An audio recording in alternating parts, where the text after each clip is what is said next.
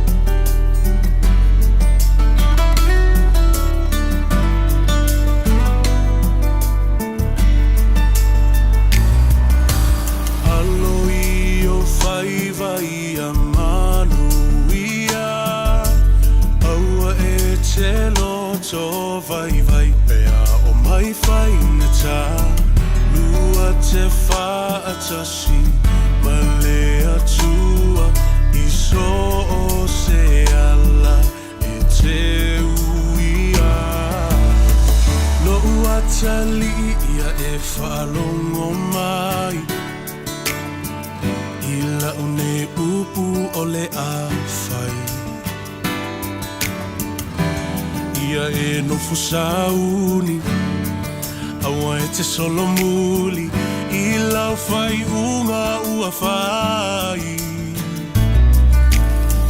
O le lalo langi nei E tumu I mea masi E te le whao so songa E vai vai ai o langona Ia e loto tele Awa e te fefe Aluma le fia fia lo uata li e manuia Alo I o fai vai a manuia Aua e te loto vai vai pea o mai fai ngata Lua te fatasi ma le atua I so se ala e te Fa fine se e whaalongo mai I le maupu o le awhai Me e manatu mama I loi matau lo tina A o e folau I le vasa loa loa E whai ngata O oe e malua I le ainga nei Lo ua fa fine se alofa fai lelei Ta ai e se lau fala Tu e se le aluga Fa amalo si mai se ia o I le taununga Alo I o fai vai a manuia Aua e te loto vai vai pea o mai fai ngata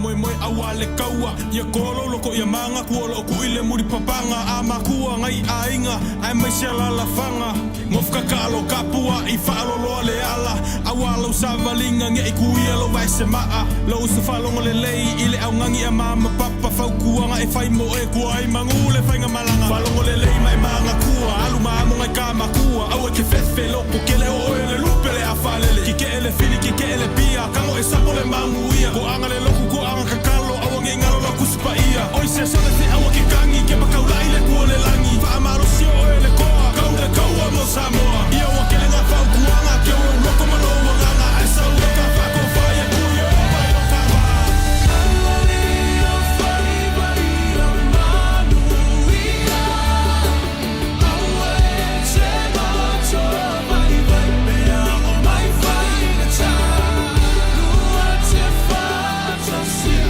ma le atua I so se ala I te uia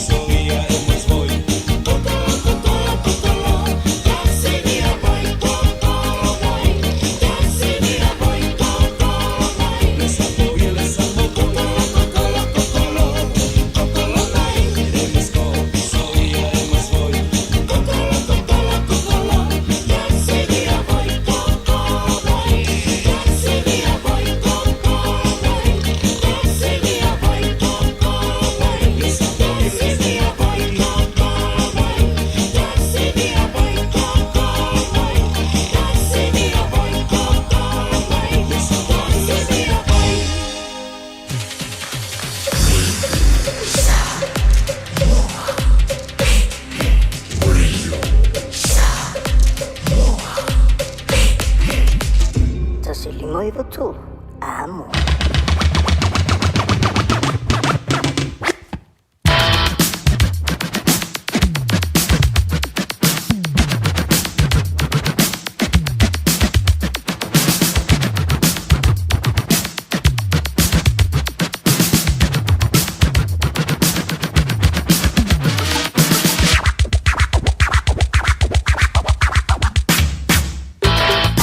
Semmoinen matsi radio saamolle divango läso lewa se antia luce fuluiva mala fam du te wote ainele afa po wote ainele se fulu mala luwa ile timile matsi radio samo tasilima even tolo wa moile de stofile fata fitio nga wenga tutu ma faiva lo filima e pe nga panti ai lo to pa iamalo to manu malo so fu mawa male langie mama wo tente mele to lo to so fu ya malo mato de yola tanto te toi filo ai ja, maar tanto te toe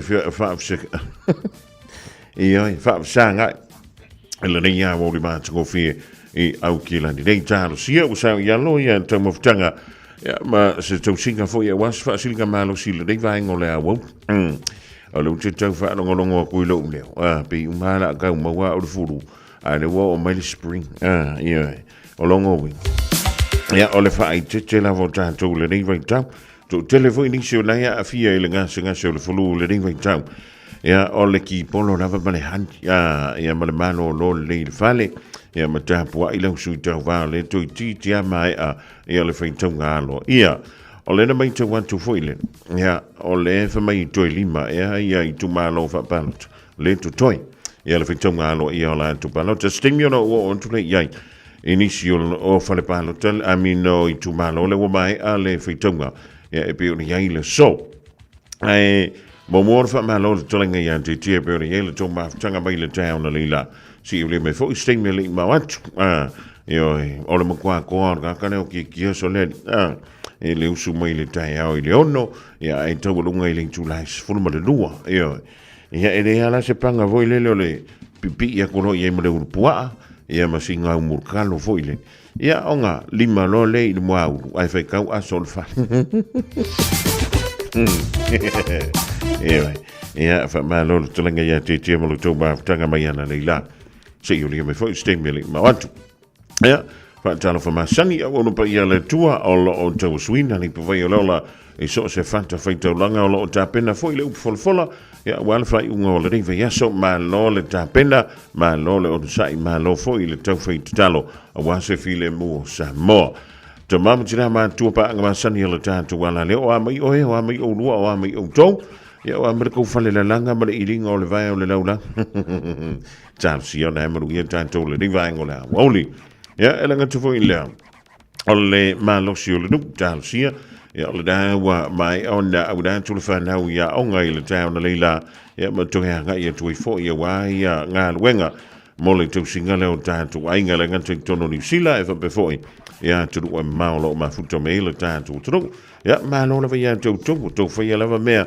Sili ia vi ia ile lo fa malanga le o le tua ile nei fo ia vai tavo le tu sanga o tanto ria ia e nanga ta mai le son nafi fo ile le ia tanto wa fo ia tanto I unga o fainga palota ia wangalo ia fa palo ko nga o ile tu malo le nanga ta mai tanto wa nafi ile ia na wa mana fa fonga ile tu o se taimi o le tai ona le la ia po o se vainga fo o le nei aso ai le temini o le ua tonu mai le unga lea whaitonga alo ia o palota le tumalo fa palota o le va au fono ti e le maita wantula ia tonu ele I tele se swinga o le whai unga fo I lele po le whaitonga mua ia ma le whaitonga alo ia pe ona o tauli mai nei le rei vaenga o le a woli o nei matalanga uma e te maua I lunga o le Facebook a le ofisa o le komisina o whainga palota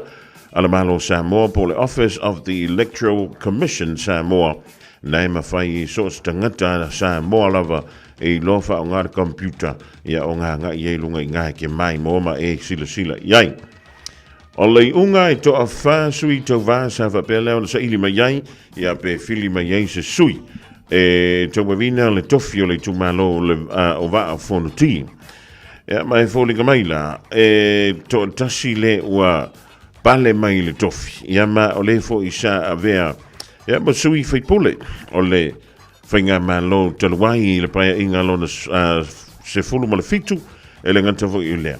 Ia o le a vea ma minister o sota inga o le malo tausi le teimi nei e le fitalenga ia mau anti whak si o si pue mai. O lena ia maua. Ia palota lima se lau fase fulu malafitu. Lima se lau fase fulu malafitu. Ia pe te si la fia fo ilona suafa e pe ona lau si la fia il totele. O le sunga ia Georgie's Pizza. Ia.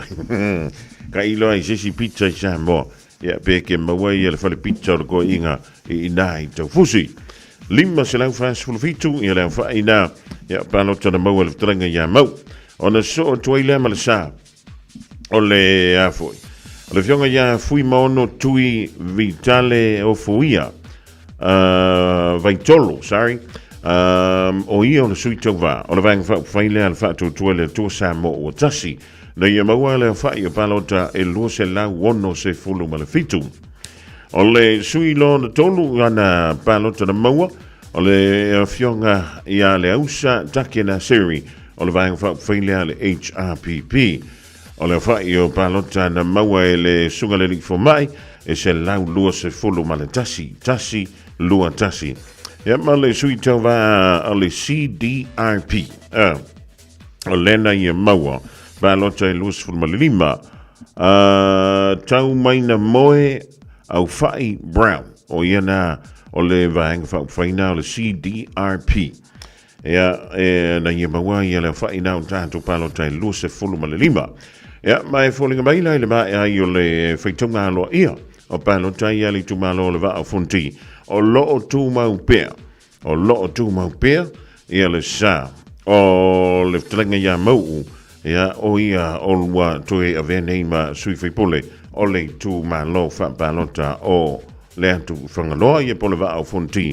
Ia pei ona wha mawina i le so. Ya, whamalo antu i leo tāpuai, i le ngantei leo a hinga wome ma sani, e whapefo i ale i tu maloma i lantu uma o lea sa whaapalo teina, i ale tātou no fōle dao le vao fonti. O le tātou se atu i le si tu malo whaapalota. O le tu malo whaapalota o ale i panta i tu pa i lunga. Ale i panta i tu pa i lunga i tolu sui lea sa tau wama yei. O le nofo le tumalo sa o mia lea i le pae inga o tuna iantu i le fionga ia fua ava sa o malo sulu i malo a matanga pe neia o le HRPP pe tai. I le mai ai o le whaitunga alo ia e pe o le tauni meina i le so o lewa fōlinga mai o a manu malo mai e le sui o le whantoto le tua samo o tasi le fionga ia tau fua Edmund tau fua i le au whai o palo tai tolu se lau fa se fulu mare ono. Tolu se lau whaono o lea ua pale mai ai le fionga ia tau fua Edmund tau fua le fast i le foa o ale pantai tu pa i lunga. O le sui wa tulu atu iai o le sui tau vā tuto tasi o le fionga ia ala i le sulu whaampalo to o malantai na ia maua ia le whai leo palota e lua se lau se fulu male valu. Lua se lau se fulu male valu. Tu tolu, e ala sui o le HRPP, le fionga na ia fua ava sang malu sulu i malo a matanga pena ia le sa avea, ma sui tau va, ia po o le o ia fui sa avea, ma sui fai pule o le tu malo, i le paia inga lona se fulu marfitu, le fato a ma vai tu nei. Ia, o le tulanga le rai pe o le tātia, ma ia tātu i unga nai lua, a wala wala si le fia le tātu, tru le rei vai ngau le a woli. Ia, pe o na wha ilo atu se teimi ua sola, e le o toi tele ni tu malo fa palo tau le tali a feila le o mo mai le unga le o le tu malo fa palo tau le o ale panta i tu pa i lunga o le te vai tu lunga o le afu o le ala tale ale TV vai sa mo ya o le tu sa mai ala tu fa sa lango o intona i manto mo le tu AP o foi tau ngolo fanga solo te minei e po lo to toi o ale panta i tu pa i lalo anoa maa lua, sa lenga lua. O le tolu nao le ala o whanga solo le temirei. A le pantai tūpa i lalo, anoa maa lua, ma sa lenga tasi. Ia, o le teimi lawa i tau li meina i ala tātou ofisa, ia tātou i ungana. Ia, o na whampe foi leo na longoina i alo tōpa ia, ma lo tō malu le unga o tātou whitaunga, alo ia o pālota e pe o na iai i le teimi nei. O talavanti a Christina tanvasa mala inga le mafutama i nai fea. Me le pone Australia o a maile mawhanwhana o tau. Ia tala i fono panti meni. Ia o le wha atasi mai na i le fia anga wa ufanga. Ia e tama o la matama tang. Si wewa vili. Ia o le whalai e lengi. Whai ai e oison. Whai ai e lengi male karo kao.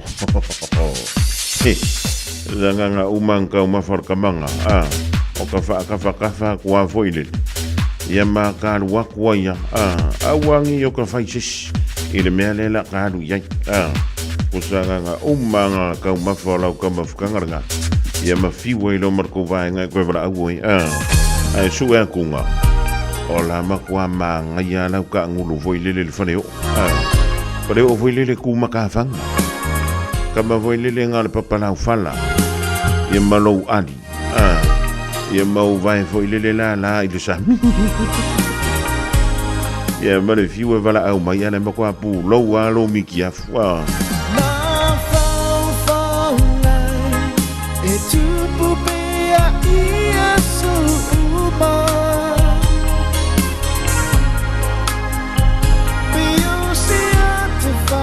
Solo ini ai sitau nuula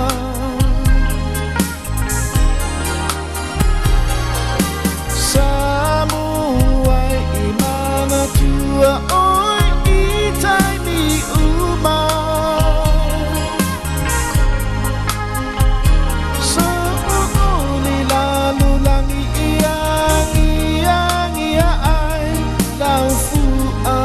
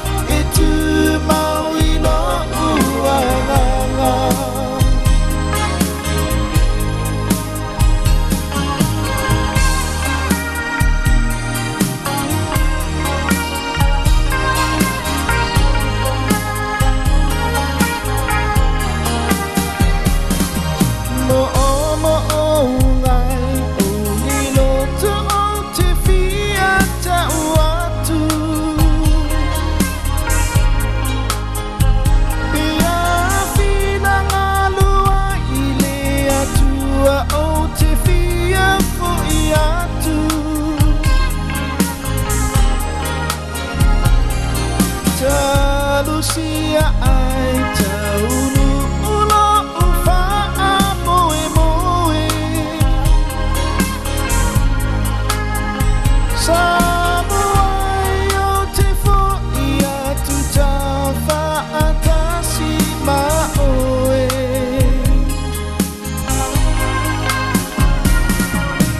no fo pe ia o te arua Samoa, lo uatu no uate bibita pea ilo inoa.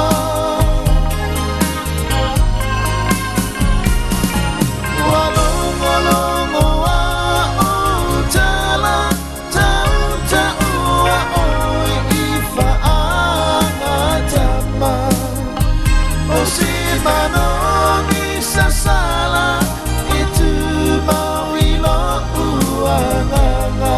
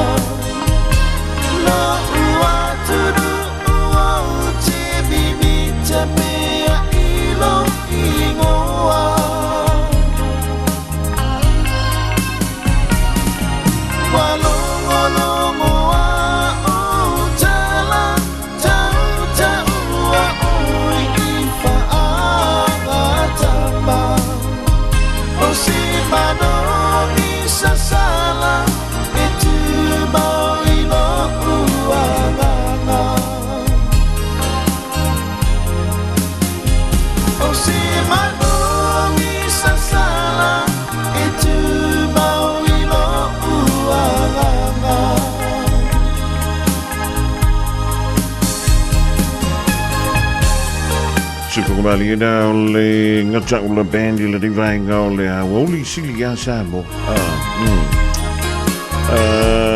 Malo tuaya le usami tolai le mafuta maiva ele pa iaua pa teru polo inga i melepone de ovaenga le au tutia la auliona tana.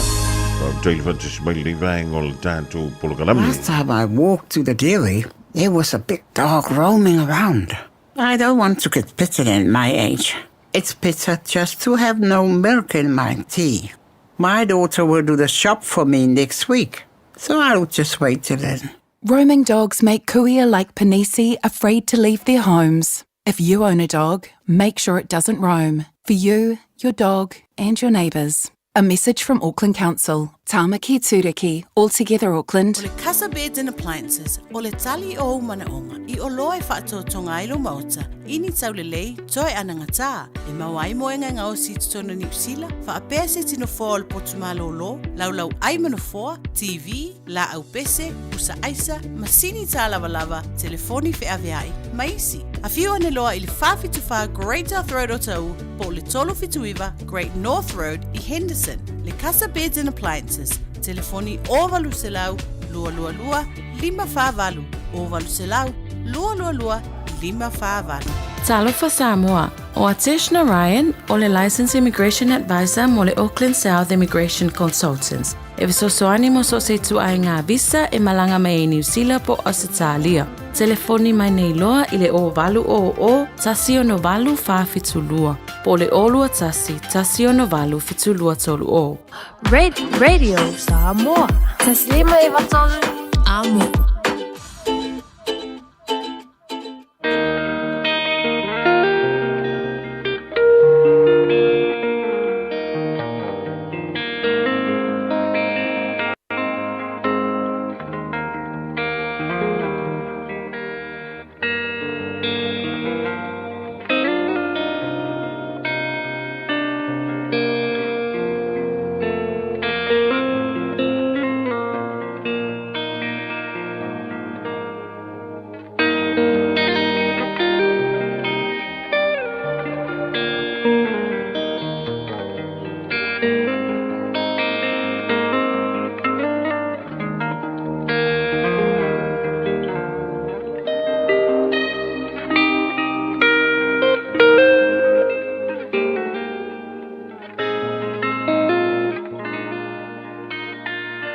Tau mo le aso.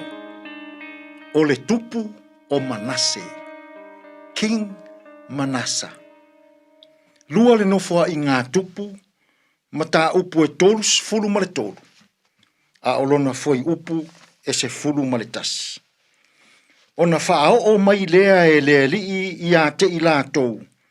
O a lii e pule i au a tupu o Asuria. Wala tau maua Manase i mātau. Ma ua la tau noa i a te ia i wha mau apa me mea. Ma ave i a te ia i Papelonia. O le tupu o Manase. King Manasa. O le se fulu ma le lua o tausanga o Manase. Na whai ai o ia matupu o Saiuta. Ai 5 tausanga, o lana no fua inga. Ai o le mea tonu lea, o le whanau mai i le manawa o se tupu tausa afia. Se tupu ua sili o na mi o leanga i luma o lea tua. Ua tula i mai Manase. Ua nofo matalepe fata fai taulanga i lea tua. Ai fausia fata fai taulanga, e tāpua i ai Jerusalema, ia tua wha paupau o Paala. Ua talepe Manase, le sao wha inga wha salevi. Toi talepe Manase, le sao wha inga wha aosi taulanga. Ai liliu lenu, e tāpua i ia tua wha paupau. Fai mai le tala. Sau ale tupu o Asuria. Sai Manase i apa me mea. Ai ave whaapango tā i Papelonia. Samoa ai, ua tele tā i tai o whainga mālo i nei aso. Ua lātou tā i tai se le atunu.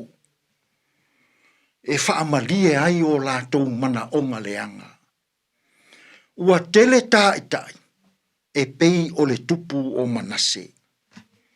E tai se tangata sa ili ai lona mamalu. E tai se tangata e sa ili ai lona tamao ainga. E tai se tangata sa ili ai lana pule. E i uvale i tu a inga ta inga whapena. E sai e lea tua, le tai whapena i apa me mea, ma ave whapangota. A ole mea maa neia na whaia e Manase.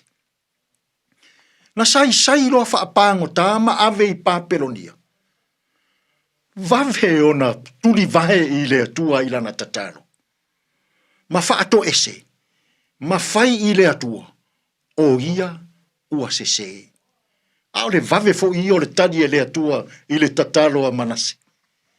Ua toe whaafoi i Jerusalema. Peitai, e toe whai atu Manase i tangata o lona nuu. E tāpua i lea tua. Ua le toe whaalongo. Ua tāpua i pea Jerusalema. Ia tua whaapau. Samoa e.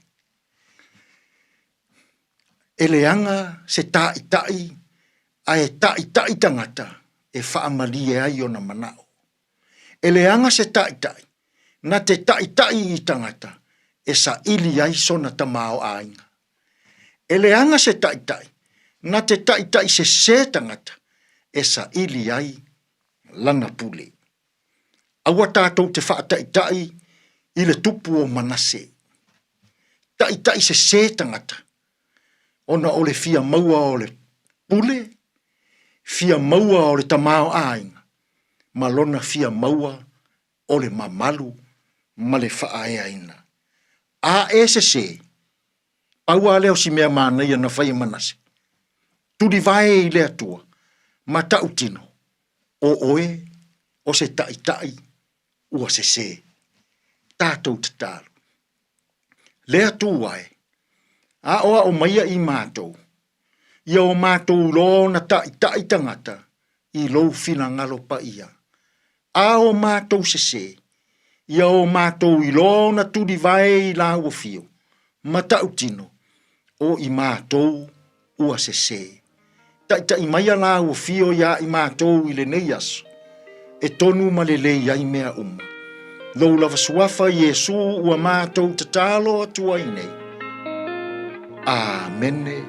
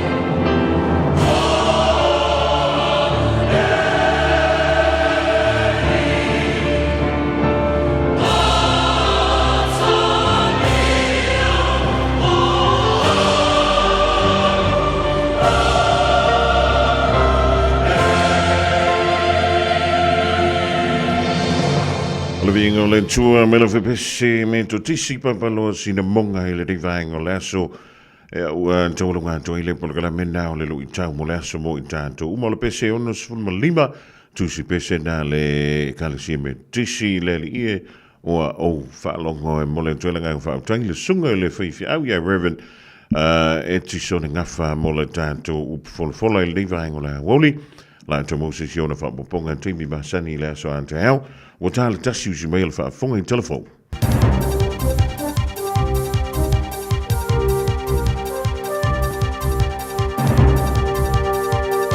In this update, the Vice-Chancellor of Victoria University is apologising for a LinkedIn post by an academic suggesting we bring back hanging. Freshwater ecologist Dr Mike Joy posted Minnie Dean was hung for killing babies, but the dairy industry is putting lives at risk with nitrate contamination.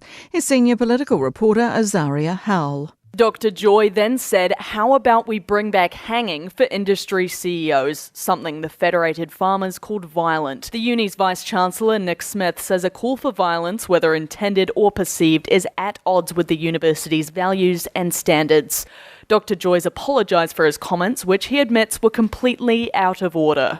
More people are being deported from New Zealand. Over 1,200 people were deported in the last financial year, 350 more than the year before. Political reporter Ethan Griffiths has more. It comes as Immigration New Zealand says it believes there are just under 21,000 people overstaying their visas. It's the first estimate since 2017, which suggested 14,000 overstayers. The agency says it previously focused on overstayers involved in criminal activity, but that's now changed as it's made productivity improvements.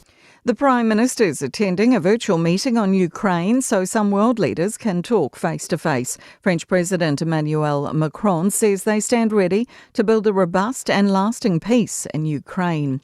And the Prime Minister is applauding Swedish powerhouse IKEA for setting up shop in Auckland. The brand's confirmed its Sylvia Park store will open on December 4th. Previously, the consenting process came under fire from the ACT Party as it required consultation with numerous mana whenua groups.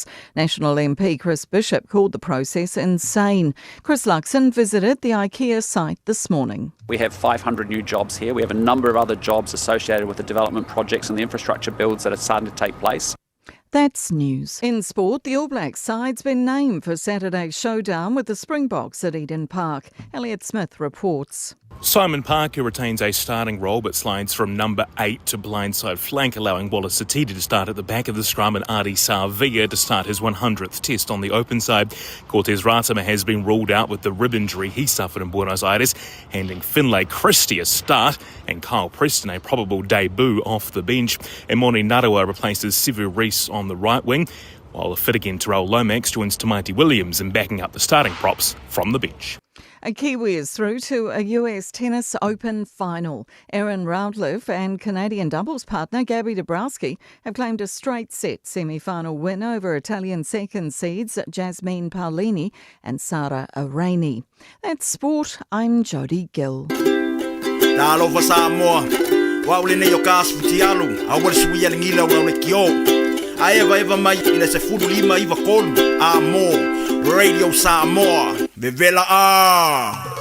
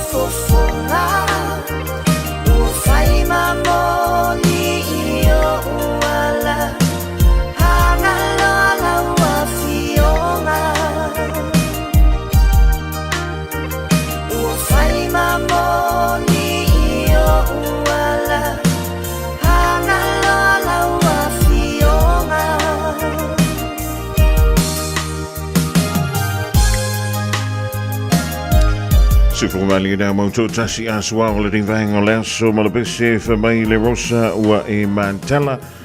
Oi, ia o le tau fōra fua rosa le rinvaeng tau e pe o le kawara piki up forward. O le was funu male whameru tau tēne le tu la e tasi sa wha fonga le turum. I se o tutugana o tātou telefoma tala i tālonga le gana Peritania le rinvaeng o lea moli. I o lea ua tātou o mai le rinvaeng o lea so. Wa mai au na whaia le tātou polokalame fwoi lele o le tauvanga le mo le sauta ma le na talantu i lea vanoa e lafo mai ai e se video o nai wha sa lau e le toi ina ia po lau tautonga ia se tālonga le manu sa moa ia e whai le tauvanga le napo i e tele ana likes ia i pe telefo ia tulanga e pe o le reactions i lunga o le tātou social media. Fifila le di vaingo lea William Mulian tulanga fa tai ya to mai na la fo mai tātou videos o le mantua te lea tātou video nai te bawa i lunga o le Facebook o le radio Samoa langolo ina malosi le ring fa moe e company nei e pe le Gina's Lalele Kitchen o le Tanoa tui sa mau Manhattan to ai fo i ma le Cheesecake Store O le tauvanga, ia le sa avantu fo ile le tolu sfuluanga ile ono sfulu se kone, ia mai o le tele, o tātou video ia na au mai. E ova mamau, ma le ai inga le na avatu. E ser ko fie fa ova ka ko mingu ke maka ko se konge. Ia o le tulanga e pe ona iai ia se fulu ma le ono a tātou entries. Ai pitai. Ia e toa lima, e pe lima tātou video. E le ima whaio na whaongaina i le tātou tauvanga. Ia mai whiwhia o le whailo atu. E lima le reia kako whailonga. Ia le ana whapelea on lautongia mo le tātou tauvanga. Ia, e kako anga ia kula ia. Al makwa malia kako afu kako ia sa kala ka maki ele banga ia le vilo ngale soli e se kako anga ia kwai ole tulanga lima ole ua maua ele sunga ia tua oi mali va fa ngota yo ole la ua maua ila na fa longa na ole cheesecake shop voucher manatua ole tovanga le ni ole na fa ia auto reactions ole no o le kai kelenga reaction ia o le video foi na o le tūlanga mua tua oi mali i va whangota sumai loa e wakula ua foi le ngore mea e sumai e wakula ua lau whailonga ia mai le tātou fisa se ka koanga ia koe ka le video o kamaru le no polisi ia pet mama ia le lumanga mi miro atu tonu babe tu foi man sabor tasi tu alwa tu lo le tu dawa vale a pero fai uma mica ele pensa miro lo tu marino ofisa passato le office vale bene con mawa fa para te tu ma visa le la scuola oh my good boy Martaino scuola man samo e pe ona iai ora tu la no fa una ina le le avanoa ia sangi fia me foi male au mai mola to officer generators tamai tio le mori moto mai malie io se vai alle na gorgore tu la mana e tele ore fa mai no le avano non tau tua mai lavo le rio Michael Pesamino tu atu royal officer terrenos si ko amore manu Samoa fa manu e toi foi me la salta mai ma uma Samoa poi la sui fa sala pure fa vai toi mari fa vai o fema mamari soi fua mai manu ya mi miro non va ia renga le vai taimio le taito ofito le manu Samoa e pa mai si fang champagne ai se tro ai mai come che le manu e chef ka ko champagne le o le sunga ia i foi fa ka ia o le sunga le da ia tua oi mali va fangota tua oi mali ia sumailo pe longo atu lo pole e sumai avantula voucher mali cheesecake shop o le tūlanga wha, ua maua e Maulupe se Yuli. O le whaua e maua i le voucher mai le cheesecake shop. E a walau tūlanga wha le wa iai i le tātou tauvanga o le nei fo i tausanga. E a usi mai alau whafonga. E a malau mai moa le nei vaengo laso. Pase le rio melani matavau. Ha mamau mai. Tawara vale atu le polo. Malu atu o lama i fafo. O le polo e tongi tonu. O le au o tonga. Ia mai tau atu, tau whai tutu sa uma le ta alo au wenua. Ia awa lava le ta alonga le neitu la o le afiafi. Ia le nawa toi amatalia le ta alonga tongi langa au tia tonga. Pasi atu tua la tau furpeki. Si kepu mal furpeki tonu. Fasi sa umai e tonu. Pasi atu le rio tehu umai tonu. Sa wai pele rio tehu. Pasi atu le rio mahau. Mahau e le polo. Atu atu le rio mahau. Kalapa tu lunga le mau, maluatu ma piki ape polo, ma fa sa atu ai la la skoa. Au si ai tonga, le la skoa le manu Samoa. Ese le mai tau rio. Fa tu longa ta longa le tu la le afiafi. A wangi ani malu ma sabili ma sae. Na fa fu la pa le rio melani matavau. Ia, le na o le tūlanga luana o le tātou tauvanga e pe o e mai moma e fa funga antu iai.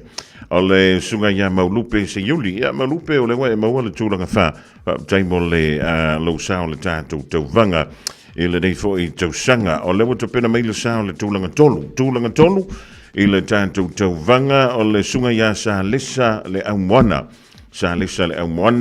ia o lewa e maua ia le tātou voucher le da e mo so la e mai le tā noa e le ngaka i leo le tātou cheesecake voucher ia wā ia se iputi fo i le sao tamā lo luma nei ai sao ni mai le sunga ia sa le sa ia wā le tātou tauvanga fo le nei vainga o le hawa ia e makaukia le kulanga o lo ia le tātou tauvanga e le nei fo i tausanga ia e usi mai le whaafonga e le sunga ia sa le sa pe na whape i malita aronga na man Samoa Sauna man Samoa mo la tus kalamule la faya o pito sko yel man Samoa pe amal fulima mika le lainga sko yel man Samoa la tam fa to mo sala to ai fa o popo mai tawan to na ua au mai tu se testam ta alo le fan fa wa wina ta longa numero se fulu le sunga kaiko man Samoa hape kal man Samoa saune tonu polo te mai te tasa tonu polo to fai malo losi ku le mai skalamu pasa tu la tasa o ya tabai alui fai pe na tabai sao tu la tabai alu tu pe tabai pasa tu la tabai o ya pe mai te o el polo alu tu pe da te e pu fi mai na pasa tu te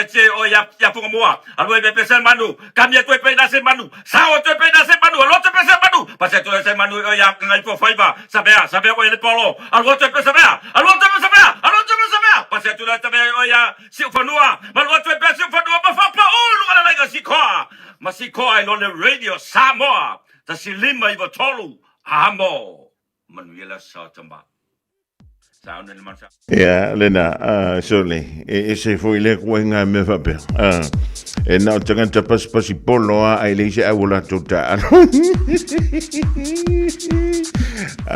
ole tanto tulang tolu ole tofanga I le foi tosanga le sunga ya sa le amwana ia le na wa e mai mo atu ye lona sao fo I le tātou tauhanga mo le nei tausanga mo le sao tama ia o le tātou wanga I atu I le tūlanga lua o le tātou tauhanga ua maua e le talenga ia fiu fua tanga umu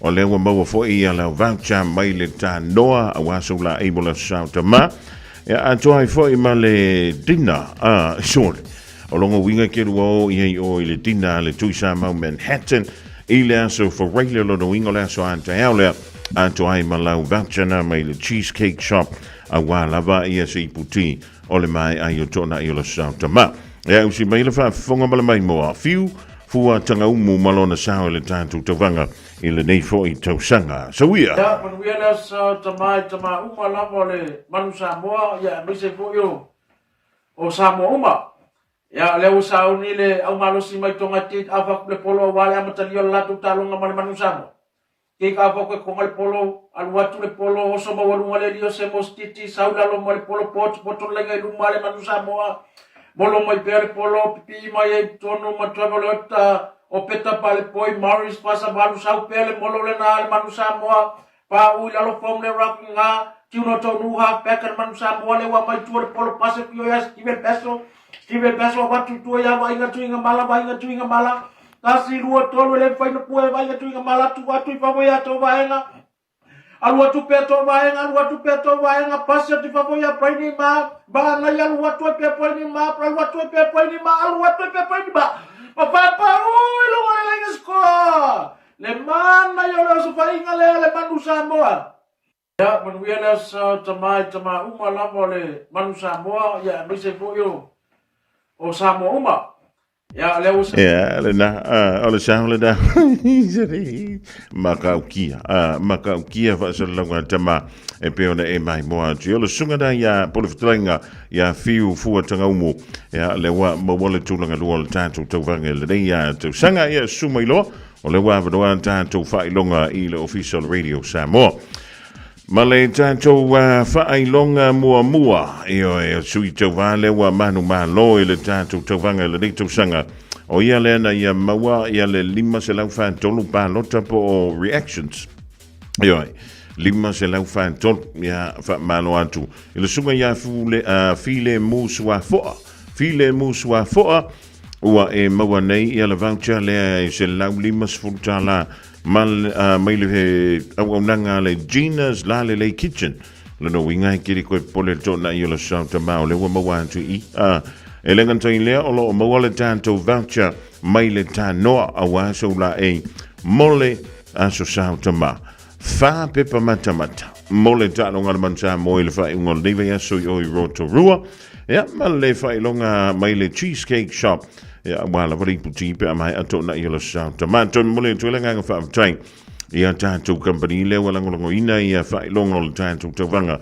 le nito sanga pe le Gina's la le kitchen ta noa tuisa mau Manhattan ya toi male cheesecake shop ya i le riva ngole uli e usi mea le fa fonga male mai mo i le sao le o le ua ave ma champini o le tātou tawanga na mo le sao tamale sunga ia file mo sua foa ya fatalo fatu statot nu ya le uma tu fatase I male office fasa la radio Samoa wa foi tu na sa wa tu talong el vao la man Samoa male au malo si mai tonga to vaenga tasi lu tolung sa mai to vaenga ai fa la vai le male lio ateleaio lupo pasi ma tu ateleaio lupo tu mai atele to nu ya prani ma tu prani ma ya ateleaio lupo ma luatu e lo le luatu sa le lio ateleaio lupo ma te tau ma le polo I lalo le laina scoa ma si coi lo me la non sabo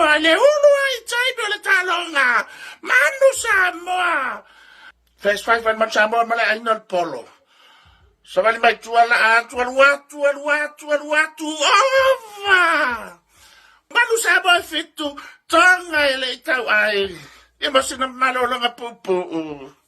Ya fatalo fatu statot. Mole tanga from taile sunga ya.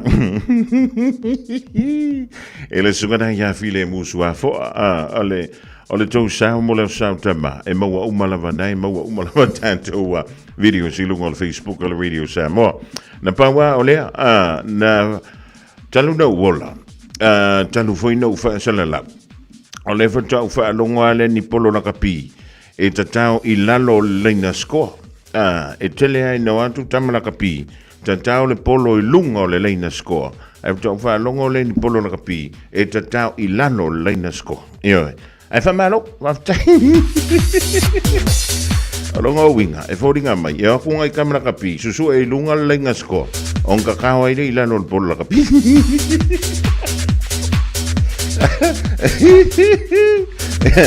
alo va tai molo to sao ile sao tama olo no winga e lo mai foi I tama ia na mawala to failo ai lunga I se me sao ia la ko fa sal ufa longo lengi si koa so le kakao I lano lenga skoa ai wile a fa tele ya masuma I lo makana au mai e misi lo mangei misi makai au o ke alu sa wa ma ave ko fa longa I on mako fani a fa tele ya molo to sa tamba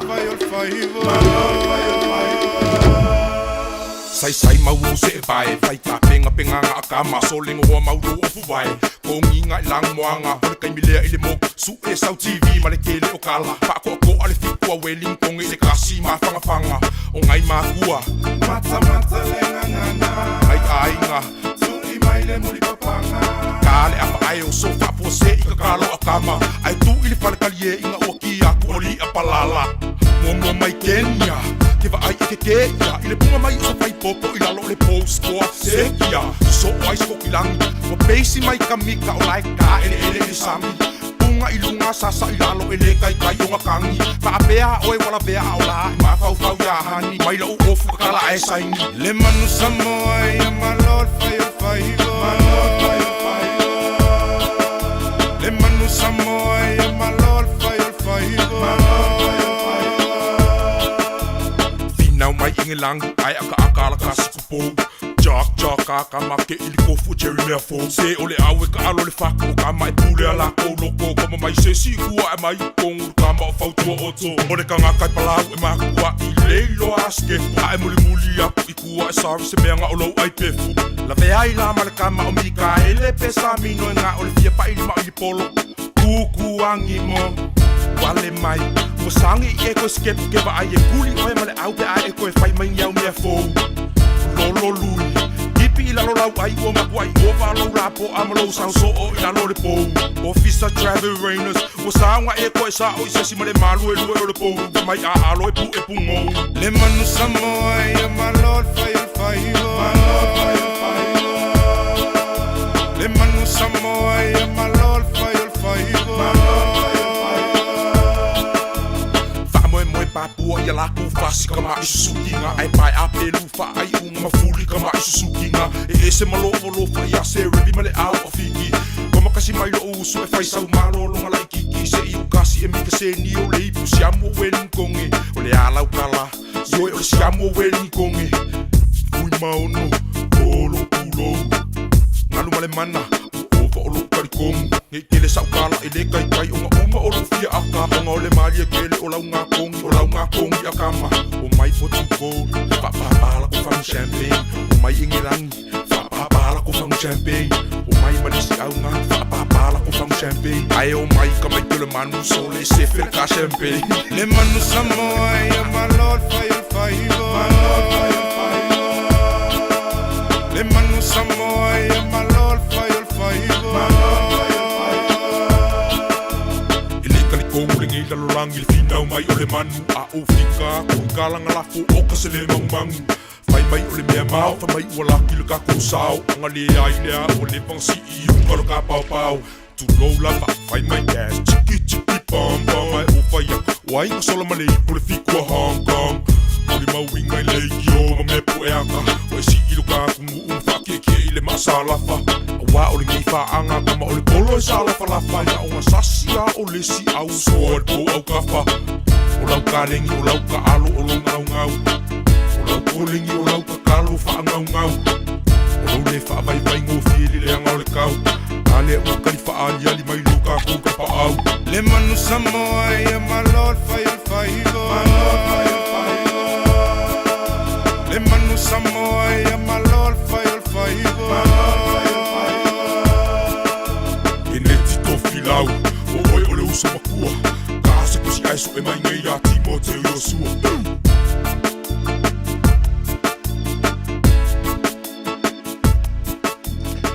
ia le da maratua ia le tātou au taito a fitu e peo na siampini ai ia e nisi fo tam sanga taito a fitu ia so ia matau sanga ua mawai o le wan tolo miru te mutea le afa o le afo o le tulae tas ia e le anga o le na ufai atu ba na ona maua mai au tātou I unga o le whaitonga lo ia le pānota ia ona whonga fo ile ia o lau taupa ia ma lo o tau mamalu ia wida atu ia le tātou polakala masani o le afo ia o le arito le ola ai tōi e whamaratu atua ia I lātou ia na manumalo ia tātou whailonga sumai loa o le wutala tātou ofisa tapuni le afo le whai le whiwhireine te wei tuai mai o le fo ia wanoa ia le aso atai au e wala au mai o le ki sau ngi po kai au o le tulanga mua manumalo ai o le sunga ia file musua foa o tawanga leo le sau ta mabo tātou videos o le whatsalonga o ta'alonga le manu Samoa file musua foa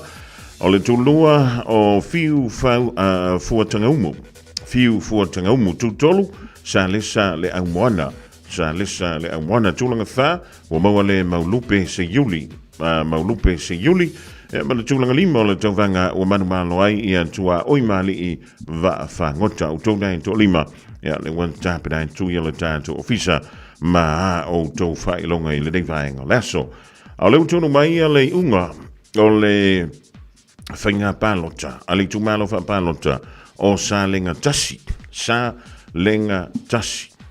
ia mai tau mantu e tolu ia sui tau vā lea sa whapele o na tau vā pe tā momo e mai ai e le tumalo whapalota leo sa lenga tasi e tasi le sui tuto tasi le sui o le incha pipi ia ma le sui o le whaatutue le tua sa mo o tasi I le unga o le whainga palota o manu malo mai ai I le whaitaunga alo ia le fionga ia telefono David Hunter o le vanga whai le fast po le whaatutue le tua sa mo o tasi o manu malo mai ai I salinga tasi le fionga ia telefono David Hunter o le fast na ia maua ia tātou palota ia fase lau fitu se folu maletolu o le tulanga lua o maua lea I le sui tau vā o le HRPP le fionga ia selu le toa reupena selu maua palota e fase lau maleono ia na maua lea le fionga ia selu le toa le HRPP ma le tūlanga tonu o le sui tūto tasi o le whionga ia whalesii a isa au tanga vaia. Ia mo le tūmano whapano tala wale o salinga tasi le whai o palo tala maua se lau lima se fulu malvalu tasi lima valu. Ia whamalo atu i le au tāpuai e le ngatu i leo i la tau o le sa whai o la tau sao mo le whainga palota a le tūmano whapalota le au salinga tasi le ua marino mai e le bato le vai. Ua manu mahalo mai e le whionga ia telefono David Hunter o le vaing whai le whaatu tuele tua sa moa ua tasi.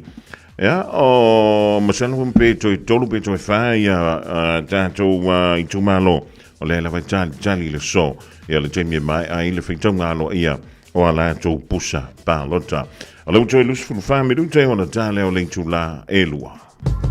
Beta Drive Doctors i le taulanga whaatau i maangele whaapea manrua mo le vaenga o so ngase pe amana o mia e whaatino e fo i matupui pui o le whana witi o tupui pui la COVID is flu river mo i la tau is flu tausanga malunga atu whaapea matupui pui o le flu wala au telefoni lua lima fitu valu lima iwa valu mo so wanoe whaatino ai nei au nanga o fisa fo mai i maangele i taftafane o le McDonald Amanrewa e taftafane o le Falitusi po le Public Library.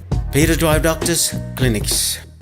Awana emisia le Fara State Ina, ale tui sa mo Manhattan, le as falele asolimo se tema. Fatau se over 4 papa o le towole fasiva i le tui sa mo Manhattan, le tuatusi iwa fatasi a Dominion Road i Mount Rushmore.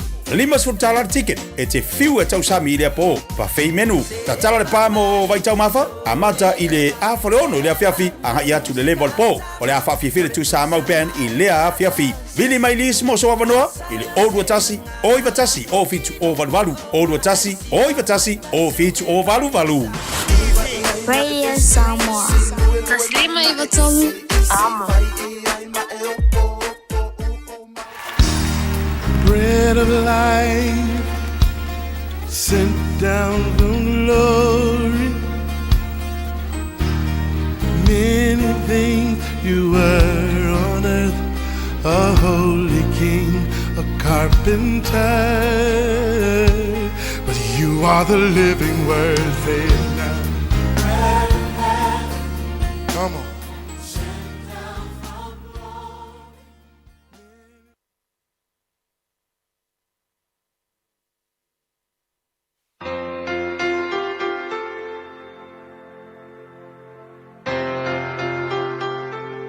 Ele nei fo yaso te fia fa fila e te o mo fai ona so tai mai ta to por kalame o le a retole ola ia ele nei fo yaso o le tusile mo le Samuelus fulfitu alfa upos fuluono e fa upunga fa pea le tau foi le a koliata mata vita fai mai tala ua fala talata mai le Filistia i le tae ao ma le afiafi ua tu mai yaso e fa nga fulu o le upula mo e le aso le nei o le fili e tau whaafefe ua ilo o le mea le fili e whai ki oia sa uma o le kau whaafefe o isi mea e le ngi meo kukupu e isi aso foi le ki ngofo a ki wha mawhau ama whai o mawhau ki awa o mai fefe o nga ua e tango ku umei lo mawhau foi le a ngi mea e le kukupu e ke le i kauinga foi le kaua a te awa e pala ai o nga mafua mai o lo mafau e au mai e ki apolo mea e whaafefe o e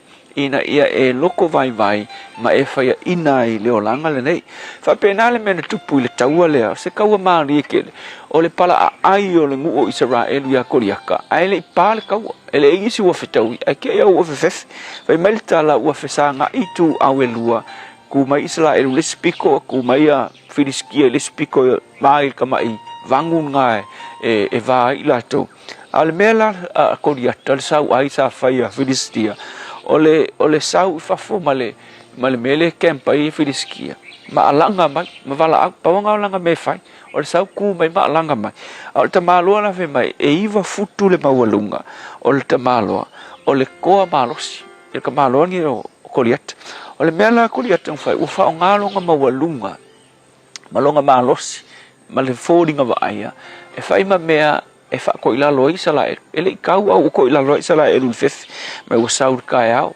ku mai alanga mai Filiskia Sao se si ba kau ko ke maka e le aso nge ko kikir mai. Le aso le nge ia ke ku aku ko kingo i mang fele. Ya, fe mai asa ko dia ka e mai. O la ko isala e tu. Vai em kau kia le me a. Il fai upuna, il fai mai, fai upus frutas. Tu sile sa fai ta winai. O le mea nga ko dia ka fai ngale e a. Fai ngonga e le se kau ai fe mai. Ona matatau lea ma fe tele ila tau. Pala ai sala el uma e o a ele tupu le o sauro ole le songa la mo o le asol nei fa penga uma me al fili fa ki o a ele fa ke lo ma fa ole ma fa ole battlefield ole no fuanga e anga i mai yo so fa inga le fili a ele fa ke me fa kanga o mai lo ma fa e una ke ia o e pala ai mai fefe mai popole mai atu pale onga o ele ma fai onga pulea lo ma fau o le mele ke manguma lo o le upu ale tua fa kumu lo ma fau ile afionga ale tua e ke malosi ai vai la men kupu la ku ka vika tumu ile finangalo ma le afionga pa ia le tua e se ala nga vai e vai uma isala elu sa vai al vai ka vika ai o le kama piece of cake le mele ku mai ma fu ai se ongo tavita e mafuta ile tua nga ke iloa ele ai se fafita uli o longa o langa nga ui mai ai nga ke le mafaia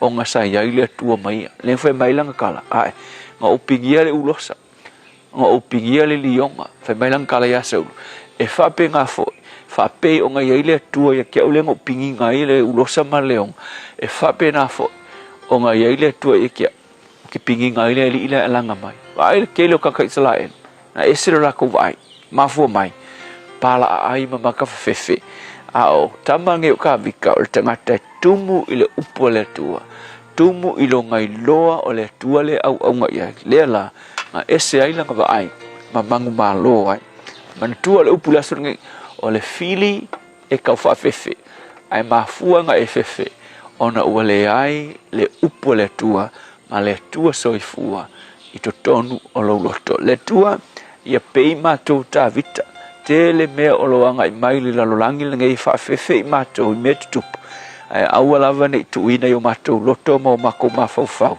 a ia tuu lau fionga i o matou loto e pei o tavita e maa losia i o matou o langa whawhita Yesu, amen.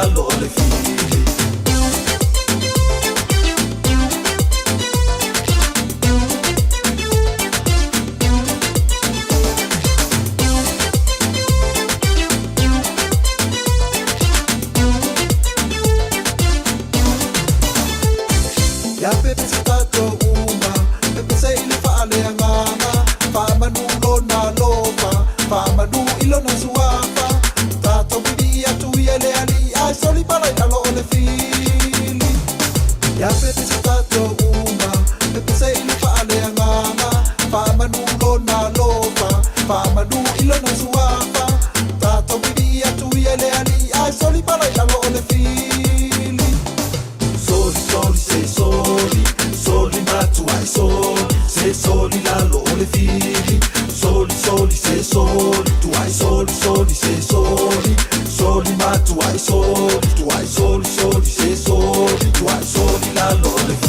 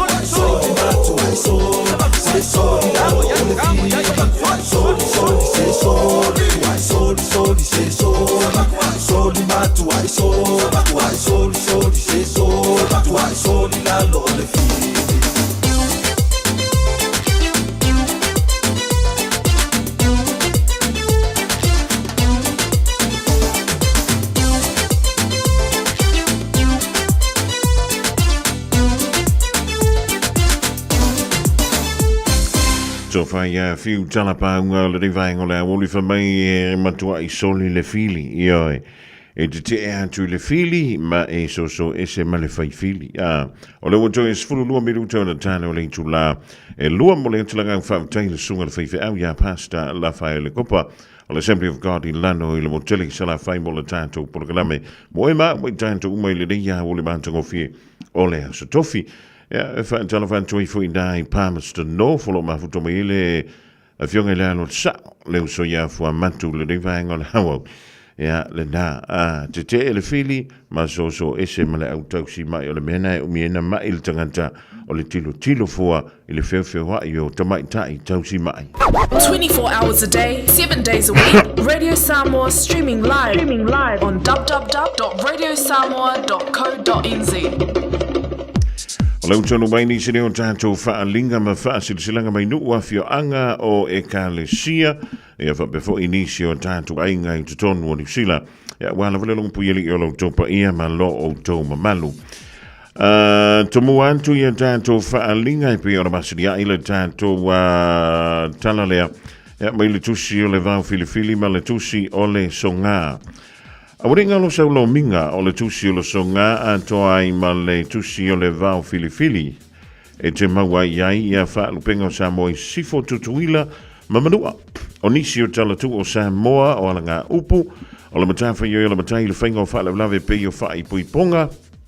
O maliu o le usiu singa o a inga whisila wha inga o Paulo o si wha alo wha alangingo I Kalesia ma le tele o le ngangana o wha alo alonga.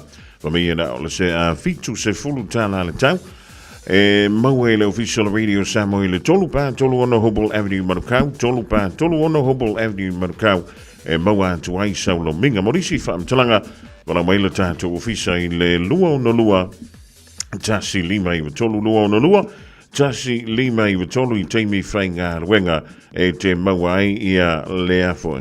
Ia lau tusi le da a whaia te le lei lunga le penga ta wha I langi.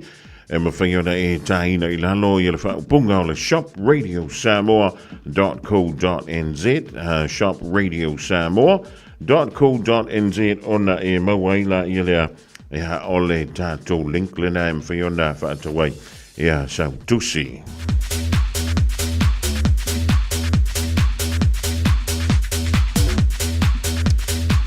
Leisia tātou whaasilsilanga mole a inga sa tawhatoa I iwa I Savai. I le awa mele whaalolo tau ai mātou te whaasilsila tua I whapea. Wa iai le whina ngalo ta māpa o suafa o le tātou a inga sa tawhatoa I iwa. O le awha iale whilo a inga mala talaroanga a suli mawheo I uma o tawhatoa moango ti a le ulua iali I o iwa. E whaiale le aso sulma lua se te malua whelua lima I le lawa o tawhatoa I iwa. I whaasale le anga I Savai Samoa I le tula iwa I le tai au. O le mātou te tala o tuaima walauria lo tau pa ia malau tau ma. E sumaima tala au mai. Tātou awai lea so tu poina a wana wha moe moe o siu tātou ainga. Ia teu teu ma wha le lea lo tātou loto I whale. Ma so alau pule ai nofo po o matai e siu tātou ainga sa fua fuaina. Ma ole a le tau fiai ia se whai unga. O le a tasi I lo tātou ainga I lea so I lau le a wai mai. Ma le wha aloa lava lo se nia le reifa sa launga e suafa o le ahinga sa ta whatoa. E pe o le iai ta whatoa waita lima, ta whatoa anga sa ta whaleti, ta whatoa Iosefa ta whakesio, ta whatoa leifa lima, ta whatoa fua mai ta wha muawaa, ma isi suli o le ahinga sa ta whatoa. O lo na nofo I le ahinga. Mo nisi whaamtalanga I te fia mālamala mai, whaamole whaamsotai I a tawhatoa fua mai tawha muawaa po esta tofi lau I numera I ole a ta ua.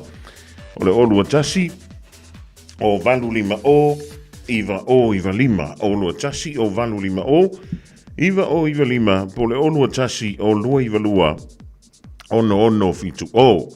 Olua tasi o lua iwa lua, ono fitu o whaamtai o lo seinia. E le mafutanga le ainga sa tawhatoa I iwa I le motele salafai.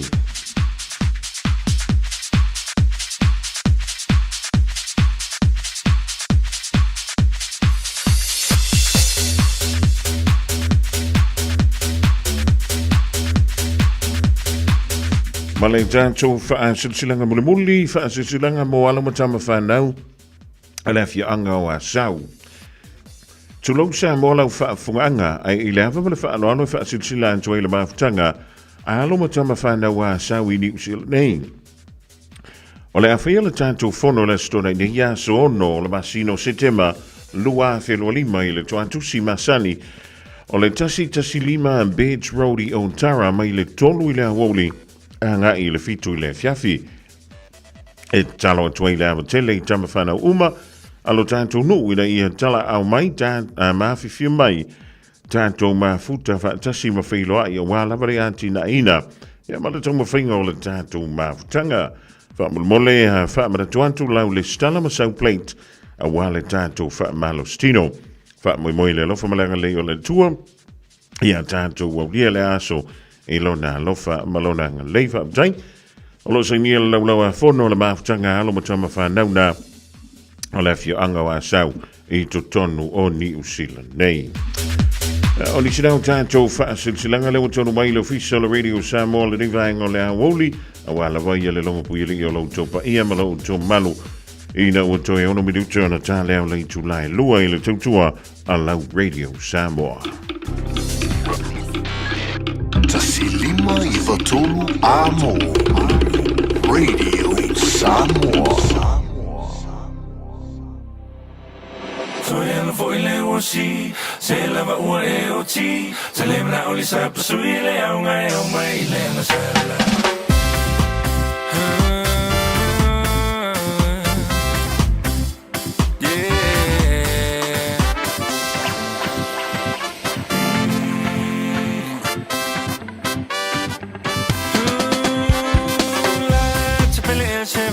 Mole fa chali mai e po a e na te unga fai fa avale so ona vali la mo mutu ai le vali male fa e che le vali le na o me vali le ta se fe so ya no foi le osi se la va o e oti se le na o le sa sui le o mai le na sala so ya no foi le osi se la va o e oti se le na o le sa sui le o mai le na sala.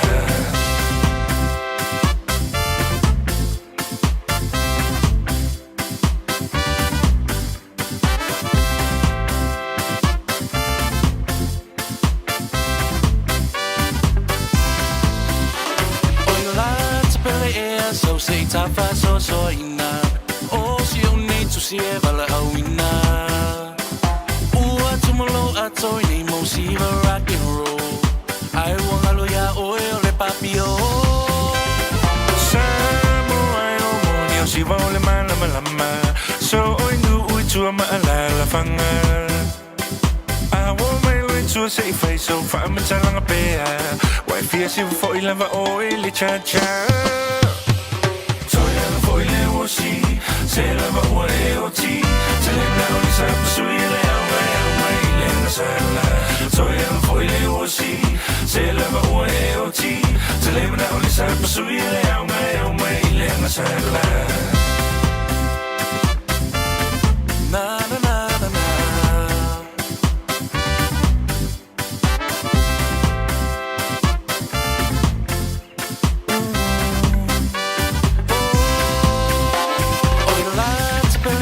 So say ta fa so so ina.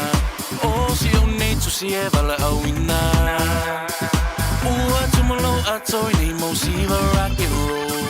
Ai wanga lo ya oe o le papio.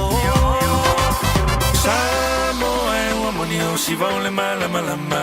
O solo inu ui tu o malala fanga. I want my Lord to say fai so fa me talanga pea. Wai fia si va foi lava oe le cha cha.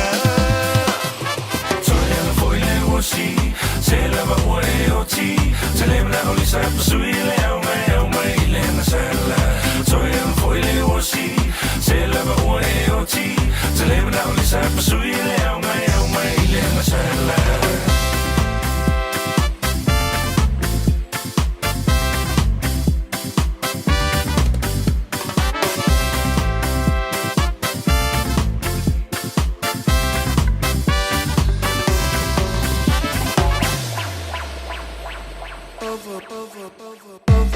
Yo, it's Love Got King.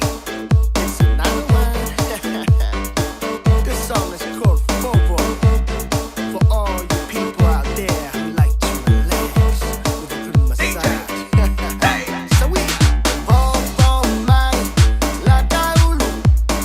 Fa solo mai la kaua. Bobo mai yo kau au. Fa solo mai la kaua.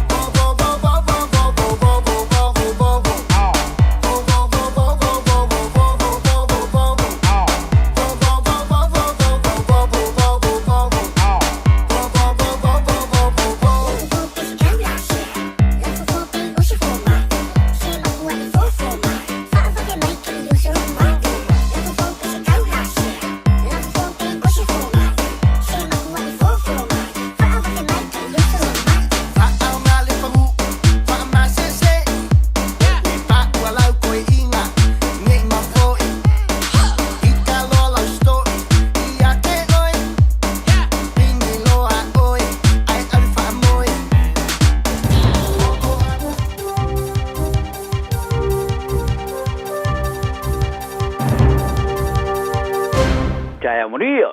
O le tai o le kulupo tangata papae whaelunga lanu po le White Supremacy Group i Australia sa whanau New Zealand ei.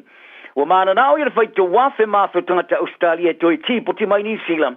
O Thomas Sewell e langolongoina whainga whahi ki la le nasi e sia mani.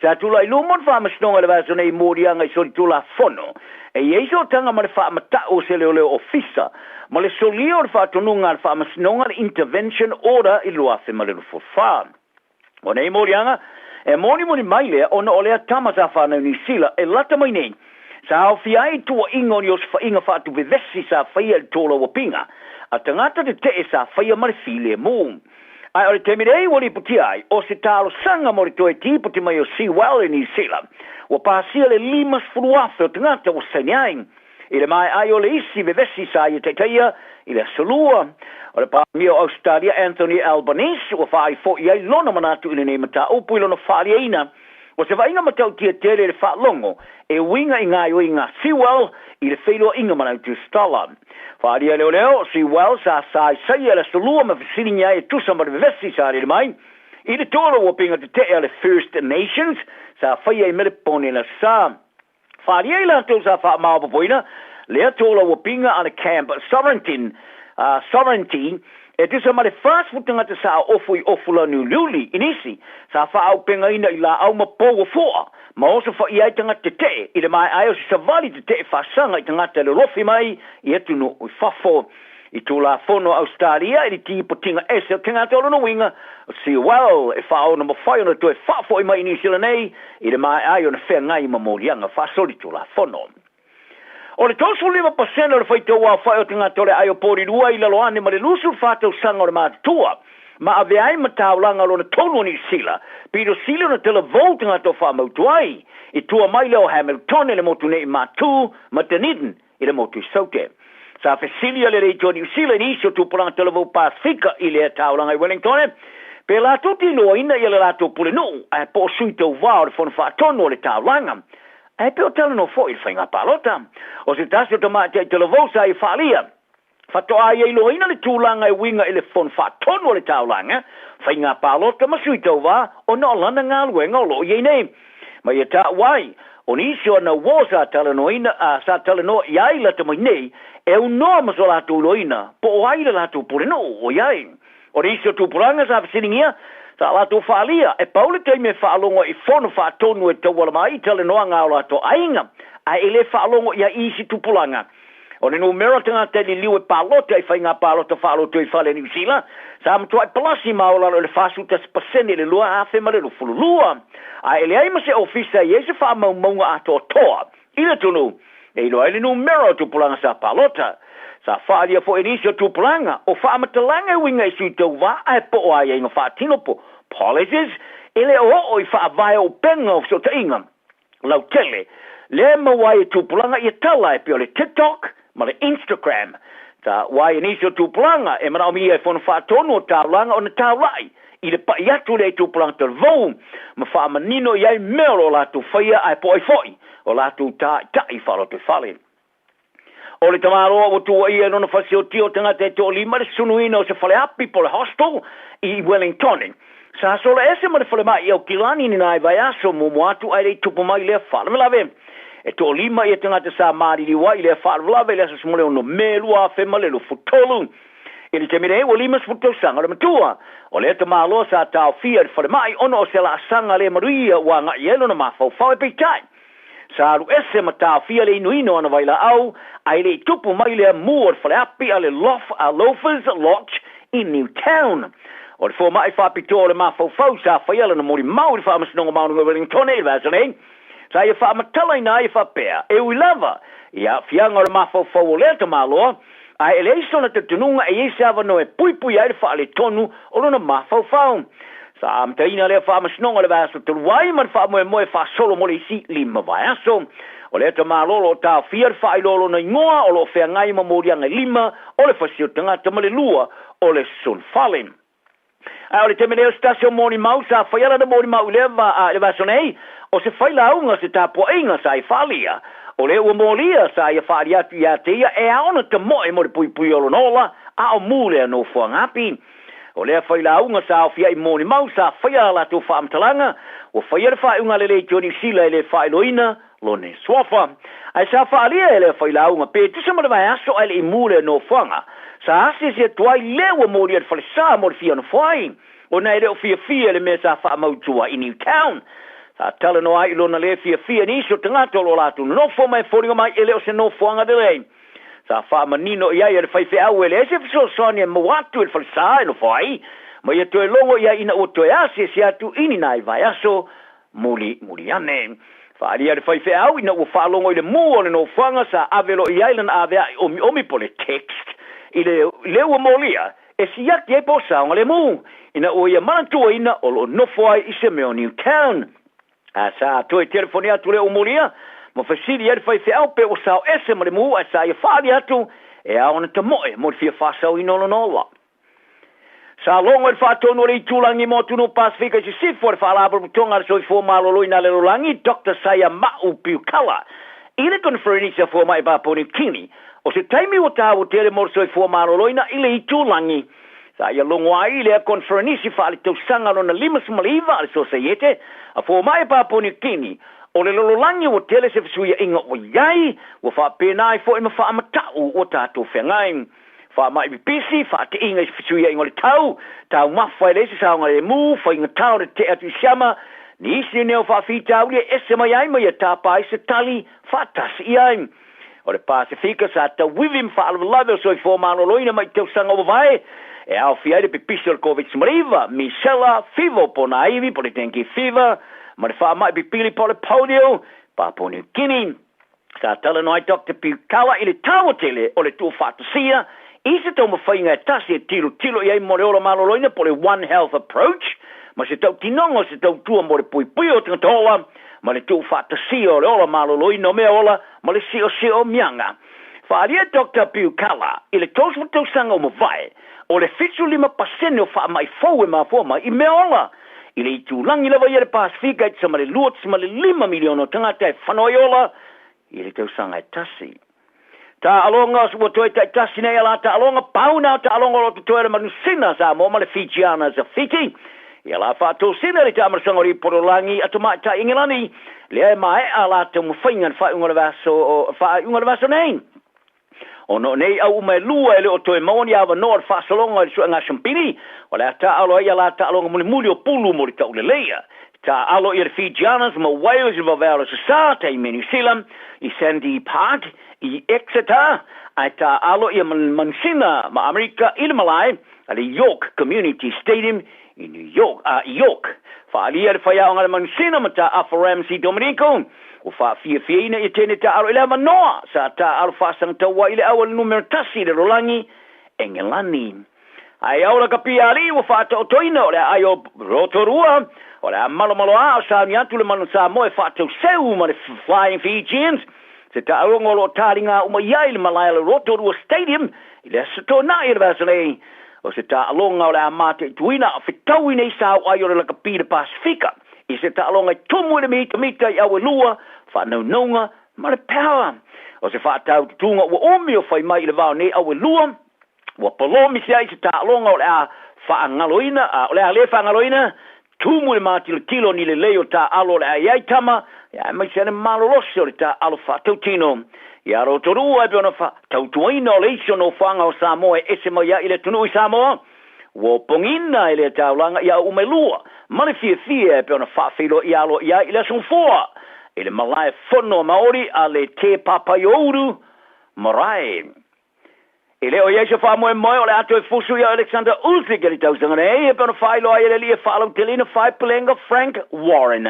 O lo winga o lo pesori ai lauri Joseph Parker le e whaatu la whanoina lona luina o le champina le WBO le isi fusi o le champina e whaalo umia Usyk e whoringa mai o le a fusu lava i a Fabio Wardley.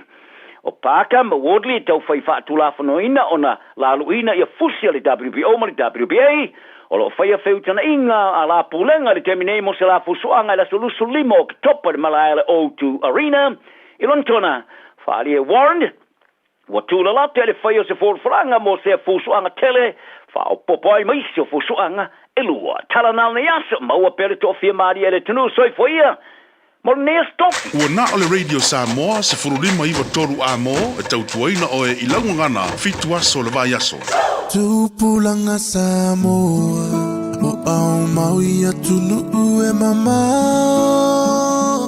ala maia se I fai so tasao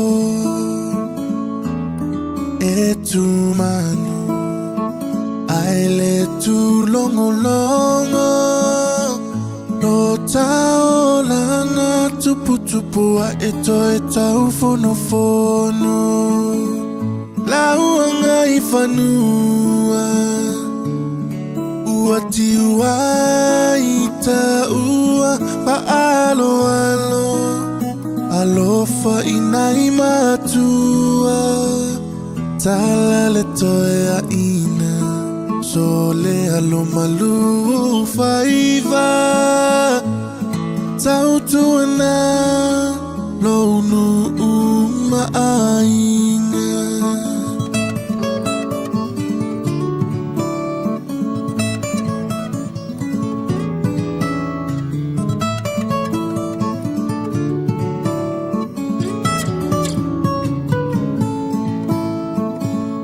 Lo ie fai tanga ula fala masi au ata ata Lo sei puletasi ole au roma iso ama Ola wailoa ole samo lava Tautuana le atua lo tata iala Lauanga I fanua Ua tiua ita ua fa alo alo Alofa inai matua Tala le toea ina Sole alo malu o faiva Tautuana Lonu maainga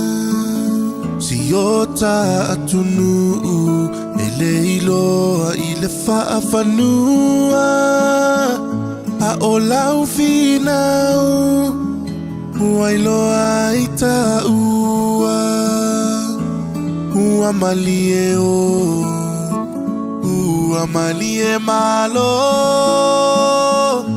Olau pulelea Ua malie faasao Iyo lauanga I fanua Ua tiua ita ua fa alo alo Alofa inai matua Tala le toea ina Sole alo malu au faiva Tautuana Lonu maainga So van Malie now June til den vangela woli med besse wo fai wa ina tupu langa Samoa. Ina was full of my family to en ling to la elua ya afelo to ma to ile den vangela woli e to fa to afa to le tanto polkala me male to fa wa le radio Samoa tasilima iva tolu mo.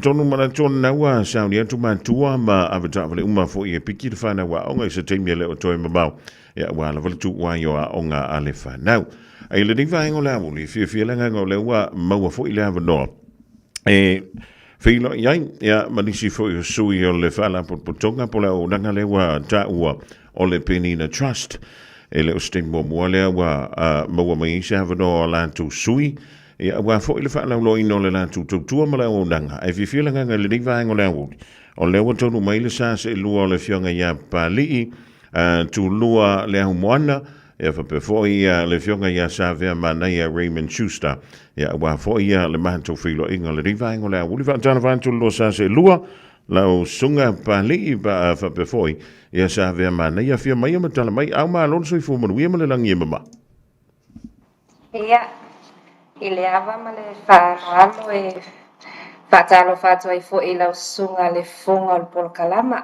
la to fa fonga mua me se foi le pulenga le tio Samoa un faio na mawaile nei ava no taua e fa soa ma fa la wilo aile nei foi au nanga ia e fa talo fa pitoa to foi I le fa fonga tapo ai mai o au na matama fa sina o le tala le ia e mai se o tupu ma tamali'i o faletua ma tausi o tamā ma tinā matutua o lo'o afio ma papa'ao i maota ma laua ia ae fa'apea fo'i le tapua'iga maualuga le atunuu pele o Samoa malo lava le soifua ma le lagi e mamā.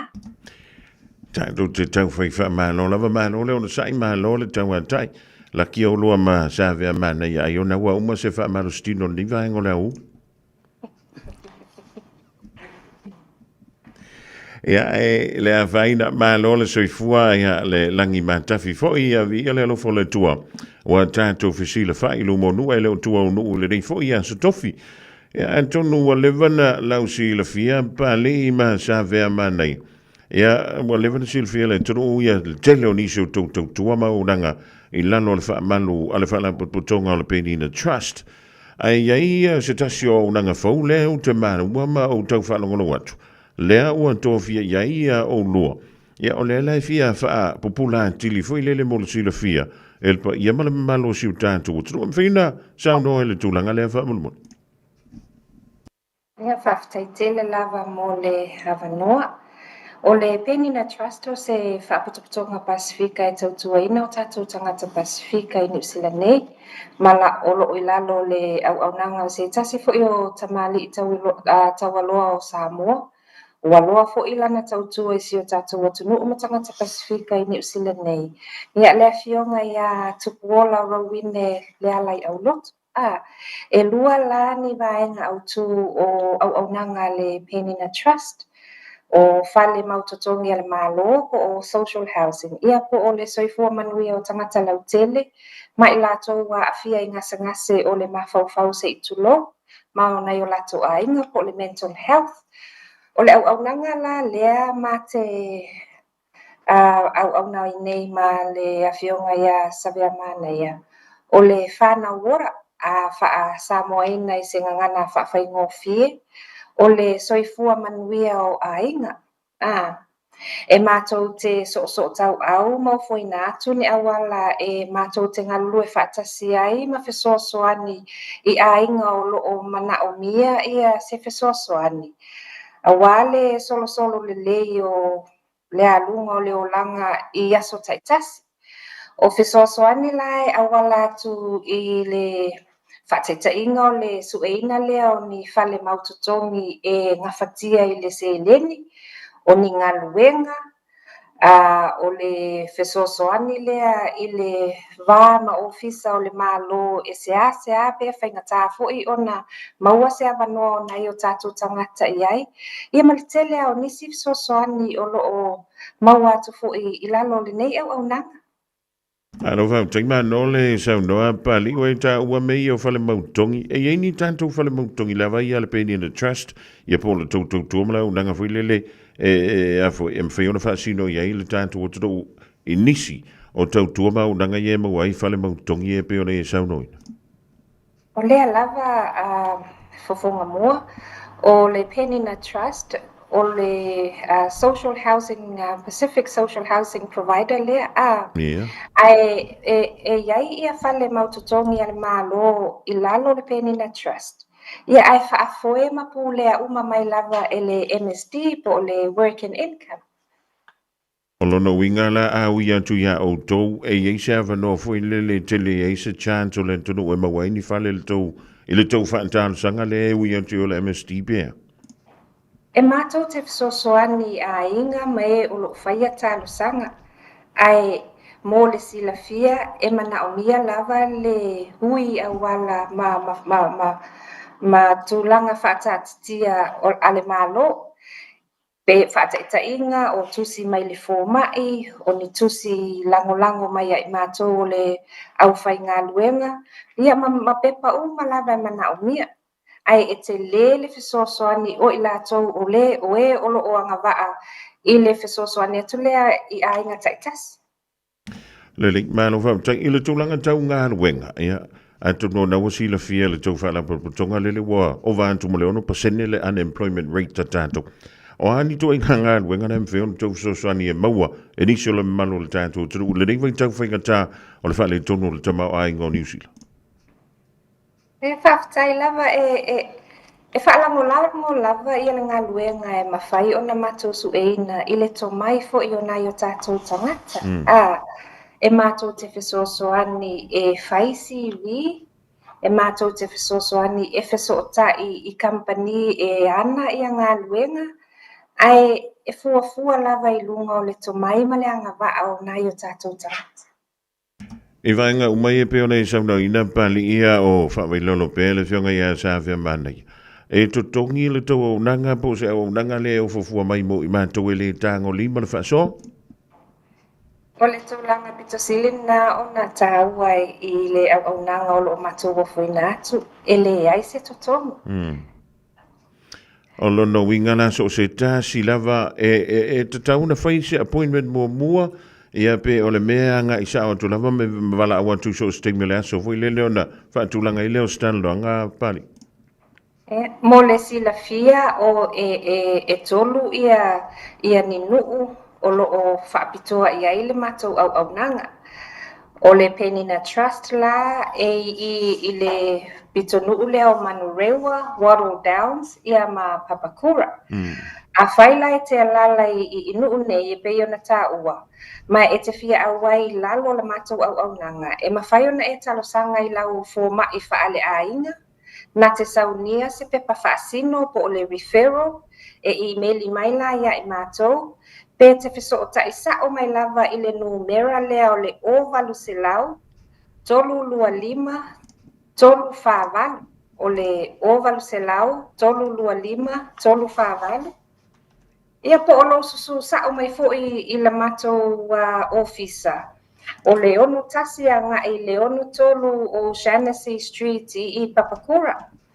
Ma o le a mawai se awanoa i te talanoa ma whaasoa i ma se tasi fo i o le mātou vai ngā wasef sosoani mo oe ma lo ai.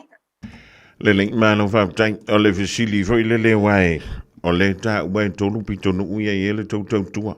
E whaakanga leo se whaalawa pāli i voilele i a whakaika inga. E mwhinga o soku mākou le i manu kauanga i ngā i le mele i manu rewa pēsā e tu lafunu.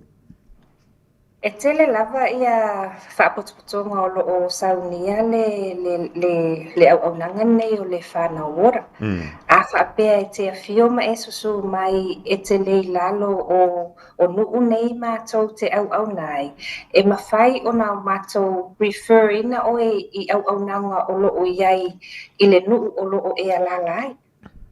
O lo no wingana e tringofi ala le tali o lau siri o le ai whaafitai toi tamu whai mai. Ia, a tonu voile le wai tō telo le manu le turu. E pia o le tūlanga leo le ngana e whaafenga tāi. O le asto wai tau iai, wa le fōu le tō au nanga o le whāna ora. Ua iei ni so le manu le turu, wan whai anu so te ia tupo o lefta amanta leo le tātou whilo inga le so. E ima le wha moe nai so ta ia tō le manu le turu Papakura, manu rewa ma ina i Wattle Downs. Ma mātou au nanga na a mata mai lea so mua o Iulai o le tausanga nei. Wa iai la nai a inga ua a mata o ne mātou ngā lulue mai lātou. I le itu o le ngangana, o le sina vaenga e le leia I lava le au nanga le Penina. By Pacific, for Pacific, o tangata whai ngā luenga le Penina Trust, o Pasifika uma. Ma a whaapea iai se mana o ngā ila ngangana. Ia olo o iai ia tangata whai ngā luenga I whaataitainga o Samoa, o le Aotonga, o le Auniwe, ia maisi tangata anu o le Pasifika. Lily, Malo Vaptai, Savitama, would you like to add on to what Papali was saying? No, I believe no from more. No, nothing to add on. I guess we're just trying to raise awareness to our Samoan community so that they will know that we exist, and that if they need the support, then feel free to reach out to our services. Malo Vaptai, yeah, ni te wiki si vanga tau, pali ima savia mana ye te lua fia sa no ye e te fa e motasi wei lava tātou tuantusi, e wa le mai tau atu. Antono o fale, ia tālo sanga ino ni fale, ia ngā luenga, ai longa e whaia o kongi me whaingi ai kāna fua pāni. Molo sila fia ia e leo se bank po se au nanga no ngā tupe. Ai e te le lava le awa noa mātou te whasosoani, mātou te tau mawhai lava i le mea ngata i le mātou i loa, ma le mawhai, mātou te whasosoani o nai o tātou tangata. O leisi vai ngata au o la mātou au nanga, ia mālilie, ia le a inga mātou te ngwa alua ma ngā lulu e whaatasi. O nao mātou ngā lulu la ia lea e whaataatia ia ni fuafuanga po ni plans. O na whaile o ni awala e mātou te ausia ai ia mana o ngā olo iai i nei ai ngā taitasi. Ele malo whaatai, ia atono le tūlanga e pe o nei ai le whaafonga ma le mai mo mai ala tātou tano. Atonu e amantai i le fale ia po o le sa i ringo se ngālunga. E atonu fui i nisi mana onga i tonu ainga. E hau fia i nisi mana onga tonu lava i o tātu ainga i le tautau tua lava lea e ala mai le whana ora. Iwe, a whapea o iai ia se mana onga whataita inga o le ese inga po o le tele o taimi e le o le leile maftanga le tamama le tina. E te lele awanoa mātou te whai fo ini pepa whaasino i au nanga e ono whesoasoani i ia tūlanga. E o fo i le tau mawhainga e encourage pe whaamalosi au i nei whanau, ina ia mawhai o na au sia ia lātou tā leni, ia male poto salalau o lo iai, o vaenga umana e mātou te ngarudu iai. Lele, malo whaatai o lono winga la matua laki au o no whanga po no ui e tolu ia e tūlana tamai nei manukau i le tūtou tuamala o nanga e peo nei sauno ina pali. Ia, se i toi whaamara tu tasi mai lava o ngā whea tonua ia no whanga i tātou ofisa. Ia, ma se au ala whaingo whia wā lena o mau anto le tātou o valselau lena e sauno ia. Paftai o le mātou atusi o le ono tasi anga i le ono tolu o Shaughnessy Street i Papakura, o le numera o Valuselau, tolu lua lima, tolu whāwalu, e mawhai ona e wala au mai ai, ia ma o le a mātou talia ma le loto mawalalo se talo sanga, ma tātou whaatalatala noa i nai, ia ni mana o ngā fo i te awhio pe te su mai maoe.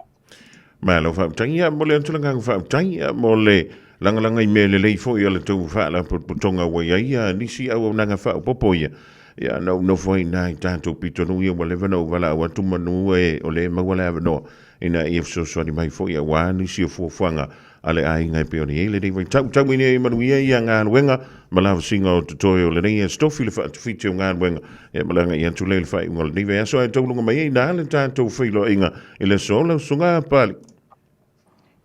Whaafetaitele lava a vealo o nei whatau wa ai whai masuio i maa o nei ma lea whionga i a Savia Manai a Raymond Schuster e mamoli atua i lea nganga whaafetaitele lava o na o le awanoa wha auro wa mama waina le nei au a uli e whaaso atua i a sia matou au nanga. A wale anga i luma o le soifua manuia o ainga Pasifika i au kilani nei. Ia whamanuia le atua i lau tō wha whonga mua. A mai se le pulenga le leitio. Ia tū mau pia fo i le alofa le whaatua o ia o le atua soifua i lunga o Samoa maona tangata. Ia e maua pia i maa ua le ola malmalosi au nai matautua i si o tatou atunu. Ia soifua ia ma ia manuia whaafitai mo le amanoa. Ia whaapenahi o le whai o le whionga ia papalii. Tulua le au mona fa before ile fionga ya Savia Manai Raymond Schuster o le vaenga o le whanau ora i lano le wha amalua le Penina Trust e peo rei mai moma e wha whungati le ni vaenga o le auli a wheo nei te fia mana malama tili le lan tutua mala unanga ia ma le me fui le le ai o se oso wha alava ku i manukau anu i Papakura ngofo pea o i ngi manukau ngofo o i ngā papatoe ngofo foi o i ngai mangi le awi ki mea ngai polo ka le moto wei o le feo i solo ma la au le o valu se lau tolu lua lima tolu wha valu o valu se lau tolu lua lima tolu wha valu e te maua i heile tautua mala unanga na le sunga i a pali i a whapefo i a Savia Manai o le whanau ora I lana o le whaamalu nā le peni na trust o lewa a whatonu le tulai lua i le nivaenga o le Hawaii. Radio Samoa Tasilima Ivatolu Amo Radio Samoa. Tasilima Ivatolu Amo.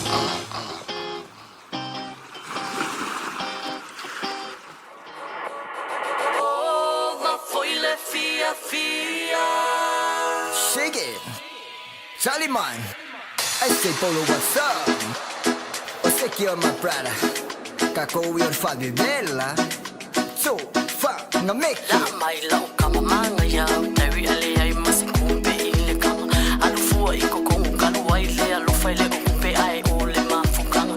Bailo iko kongu vaile alole sasa aua ingo mele nguku ole tawa. Musu wa kuyai I fear ula vale fai mai oyele ai o sipanga. Menga heba wase no wangalenga. Ukako ula vai koe fasiela. E afe me ponis lai soli ele mala.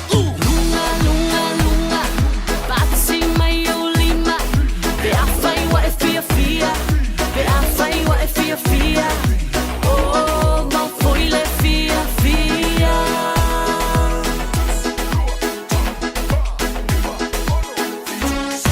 Lunga, lunga, lunga, duelo é mais longo. Be a fai what é fia, fia. Be a fai what é fia, fia. Oh, não foi le fia, fia. Você não lembra? O cara como vai foi faciela. E a fema polis lai soli ele mala.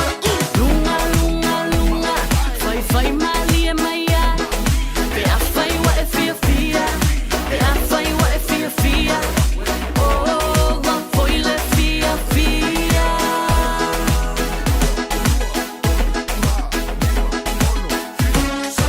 Lunga, lunga, lunga. Se vamos le causa a fia. Be a fai what é fia, fia. Be a fai what é fia, fia. Oh, não foi le fia, fia.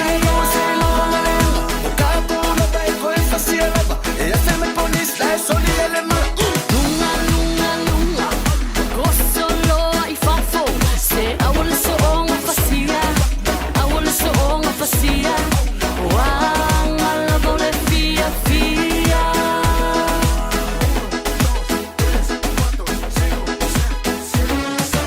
Lunga, lunga, lunga. Ua opa fo I lunga. Vaanga kaloa longa fia, fia. Vaanga kaloa longa fia, fia. Kako lavang ako fasia.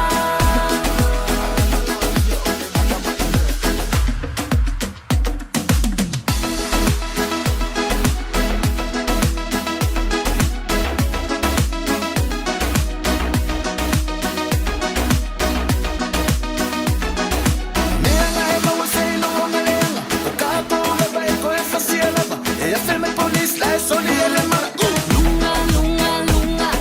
Batsi mai o lima. Be a fai what é fia, fia. Be a fai what é fia, fia. Oh, não foi le fia, fia.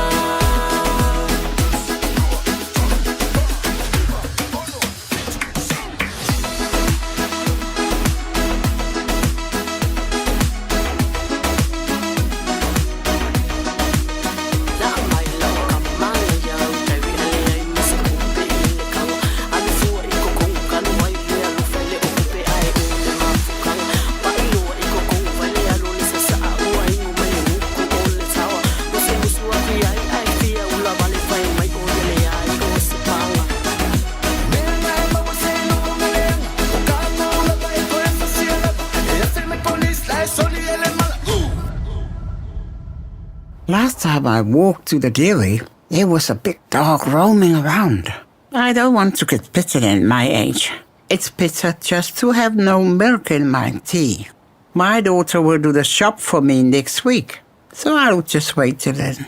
Roaming dogs make kuia like Panisi afraid to leave their homes. If you own a dog, make sure it doesn't roam. For you, your dog, and your neighbours. A message from Auckland Council Tamaki Turiki, all together Auckland. O le manu lula wa i tātou i New Zealand, o le maula vo le lua se lau tala i le sei le Digicel, e vave eina mawhanawhana i o e Samoa. E se fulu whailonga ta i lua se lau tala e anga waa i tātou i New Zealand ma Australia, pe halafo se top up luas fulu lima tala pe siliatu, e whaunga ai le ClickX. E te anga waa fo i le sei pe a whaunga le ClickX e lafo ai lau seleni i le MyCash a le Digicel i Samoa. O le awha yele se i asfrele te tasi, ma o le ni whapitoa e amante le aso whao o kuso, ai mai e le aso lusful ma le ono se tema, e inga o le nei whaapitoa, se kia Digicel. Avelo ainga tapua i lelo whaiwala mara Samoa i lantalonga ma whiti le sono se tema, i le Rotorua International Stadium i le toru leo auli, taungo fia pepa o whale se fulutala mo tamaiti a lua se fulu mo tangata matutua, whaata whawhalo wa ainga mo le aso saotama ma tapua i lau manu Samoa, maua pepa o whale i le ticketmaster.co.nz, wa lango ina le nei talonga le G-Mana Wholesale Autos e te maua i ta wale taungo fie, whafsota i nei loa le awhionga ia ngalu malemana, tai ngalu malemana.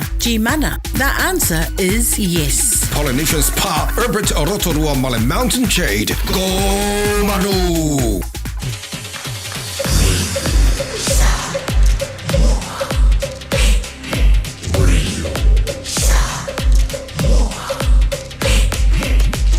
Tasilimoy betul, amo.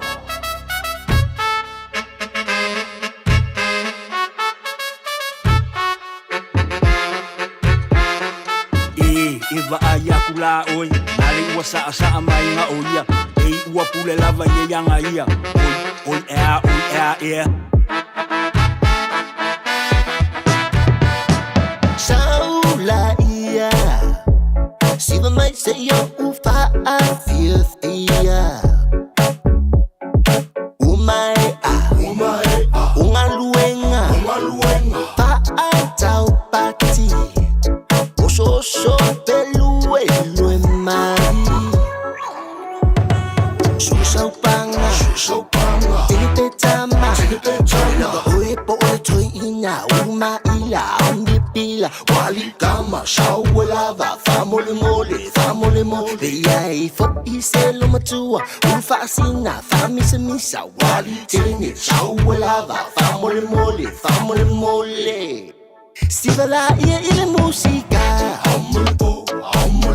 E famanga ia ila weva Aule fusia la panga E tupu ai foi o se misa Au manipo, oi mafuko fote au manipo, oi a winga fote au manipo, boom, chega boom papa o, 5, 6 kilo, low Gino, Kayla record yo, son of the S-A-M-O, A-way, night and day, for my people, the Maro people, the Ausuie, oh my fight, yeah yo my la, yeah, let's go. Sivala ia ile musika E famanga ia ila weva Aule fusia la panga E tupu ai foi o se misa Ia i fo i se whawhawhinge Vai masoa, whasopo moa Wali kama, saua lava Whamole Pe ia i fo i se whailele Whaisana sefe, whalai pankeke Wali sunga, saua lava E whailau kama Sivala ia ile musika E whamanga ia ila weva Aule fusia la panga E tupu ai foi o se misa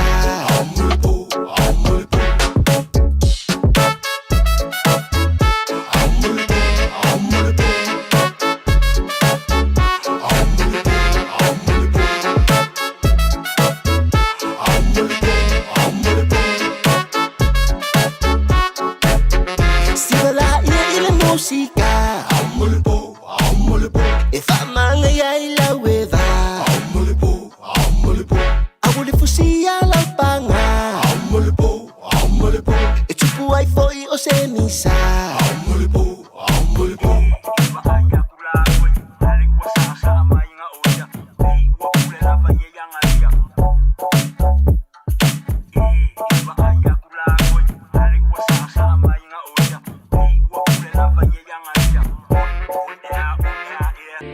Se savidi angi maya umai. Oh no.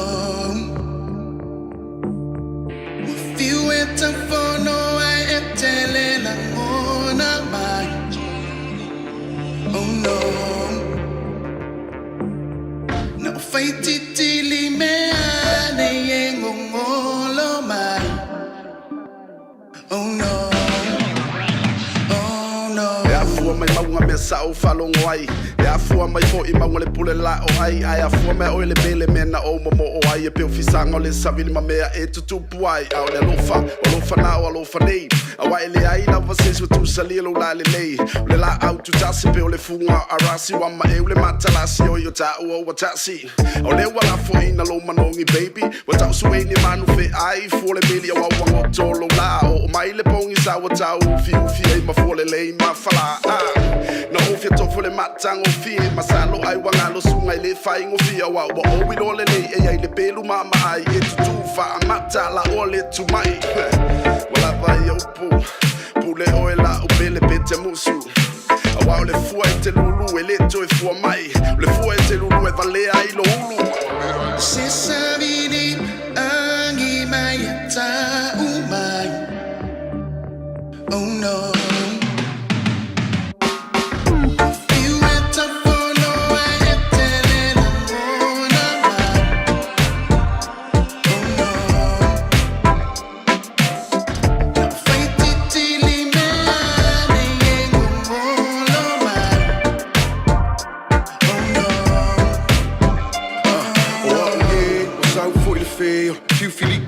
Se heer de bosse thee, nou le koe visidi ole ma fau pi ia makia oe poke fa kau o mo o bia se fuala au o mai kala manga se valu se ko ai mangaku fainga kawa e alu e ku mai o au o umi ole miki le ma fai o nga fafang ka ika wa valea fi maua o se e fi maua se swing o le alo fa apea o lo au de le ua ave ma mika mikanga dei o se moli ua susulu mai le ava se fa fe au mai o ele pele pela pe masele fai kikiri mahava kafi e se ai uma leanga e ku mangile lei kalela va sila ile kele o mase lilo ile langi mo se fe sosoangi e maua mai le kali pe ai afuma e kangi le se fai ka o nga fa mala ma fai mai ti o lo fangei o lo fanga aya se savidi angi mai ta umai.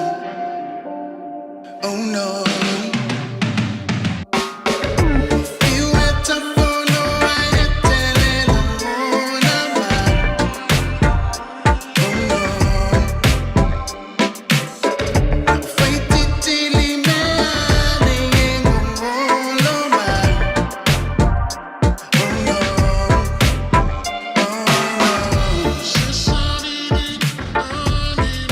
Young dame Mr. Tiva BNB Tana Malakila Record to Langata Willa Victor Karma Castle Giallo Santo Samoy Builder Saifa Funga to Yay or Stimula Lidiola for below the Moela Tattoo so to Inga Malifionga Yali Mayava made a veil of Suyula Tattoo while I leo law on a Louis Samoa. Yeah, while I was a Tulanga or Yaya, the tattoo free to Wallo Yola Finger Palota. The Briscoe Mata Upu all over below the Fanga Soloma to like my Lady Tau. Ole tu sanga tu tono le tanto tu no Samoa. We tu no e piki le fana wa onga. Ya se I ngana sa la a ko lele ole lo toa. Shines on the mountains and the night is on the run. It's a new day, it's a new way, and I fly up to the sun. I can feel the morning sunlight.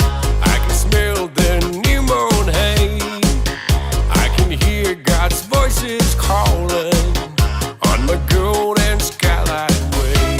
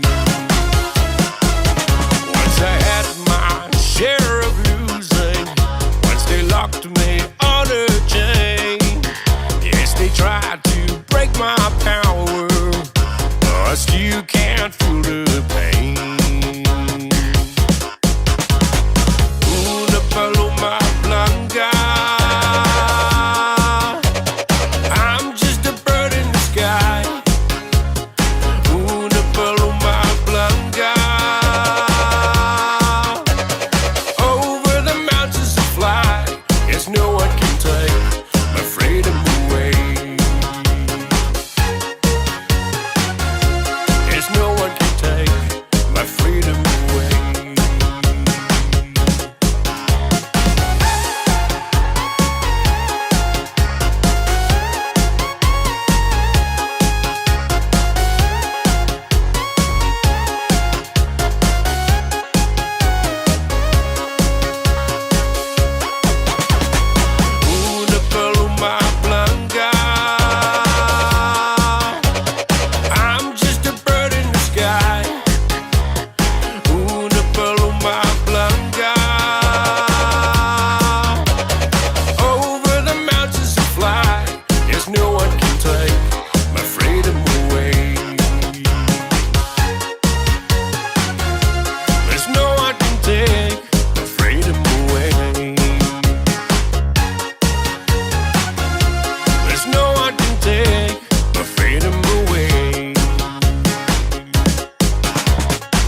Te whatala whātua sa moe iau mai moanga le ne tūla o le auli o le asotofi asofa o se tema lo o lo lima ma lo lava le whai o le whaiva ma lo lava le tau wātai.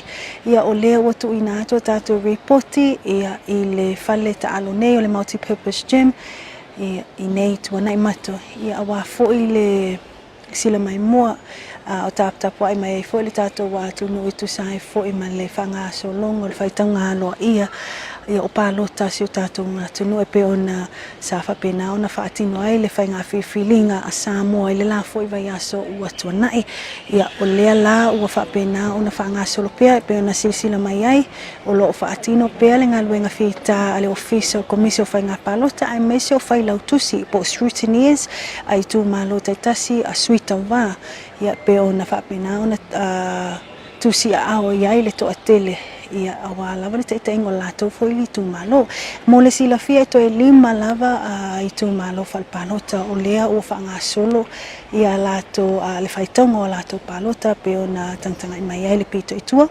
o i tu malo la nei au fia iwa au fonuti ale pata i tu pailunga ale pata i tu pailalo ana maalua ia male tu malo o salinga tasi o i tu malola nei ia o lea ua tutue nei mai le whaitanga aloa ia o i tu malo o mai pe ona whapena ona whangasolo mai lava le amatanga o le nei vai aso le asunga fua se ia pa ia mai le so ia toe lima la le na o lo o taritali ai nei la le atoanga ma le ao telenga ia o le whaitanga aloa ia o palota o ia i tu malo ia ai o lea o lo o mai tawina lava ia ua le ai lava nisi o vaenga o tele lava o malolo le to tele o la to le sa fa pena ona ngai mai ia mol mawina ia le tele o le ngā luenga po le po kalami fo il fanga solo el faitonga lo ia mo le whainga palota po le whainga whiwhiringa fo se tātou wātu no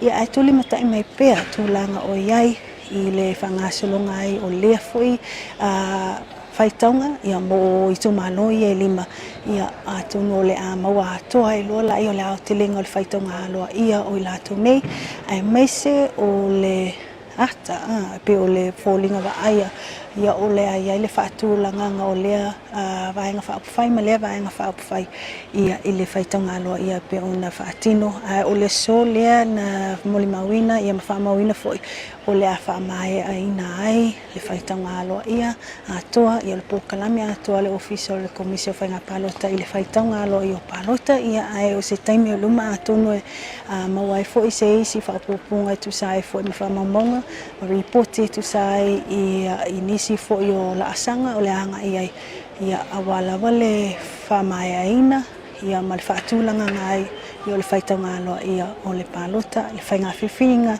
a se tātou atunu le neto sanga lua o lo lima e tuli matai mai pēr e se taimi o luma ia o na mawatu ai leo nisi o tātou report ai mo le taimi nei soifo mai manuia Radio Samoa Taslima Iwatomu Amo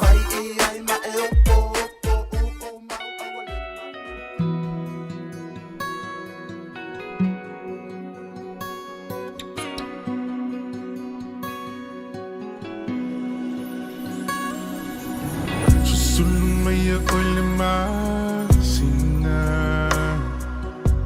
Sulungia matuai ita a o fa solo na faunga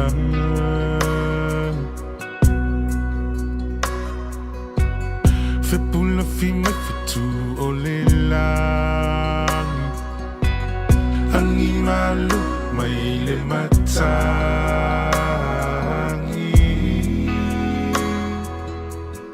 a o utu matangi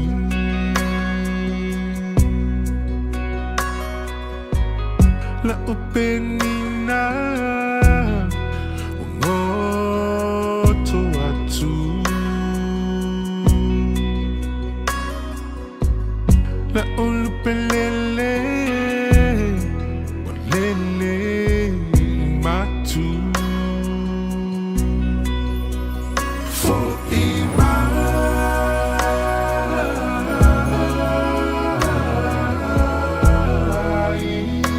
lo utama pelena for ima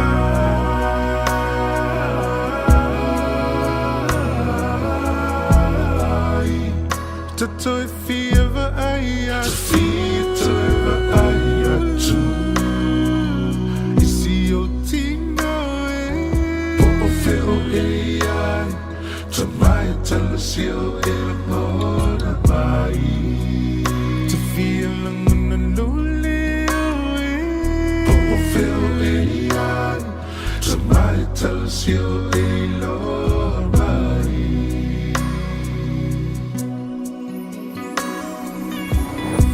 Timana to along my son.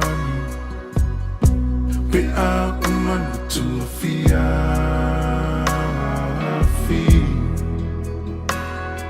If I ise upua popo ai.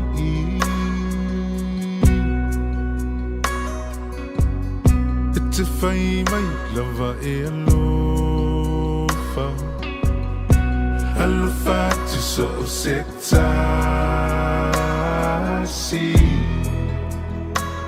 po ufeyo mai aile nei lalolani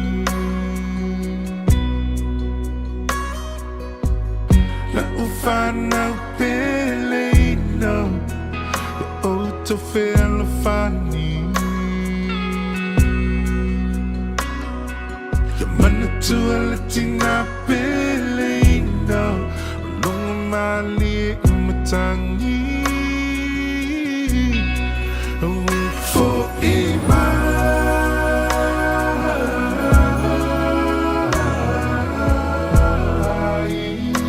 lo utama pelena for ima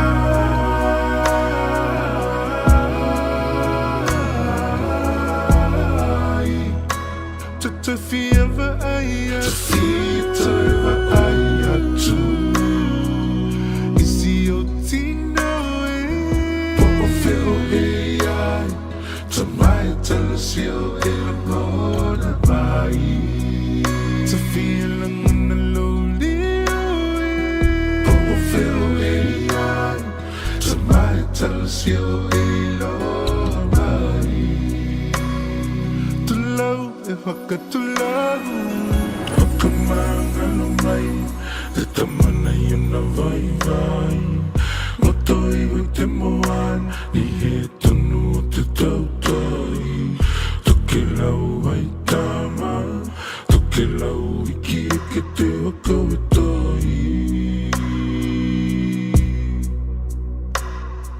Kai wiki e te tua Natalia e toku tamana Yeah, you mauna kaol E gito tana manava Halo koe lomo No haita e te tua Loi mato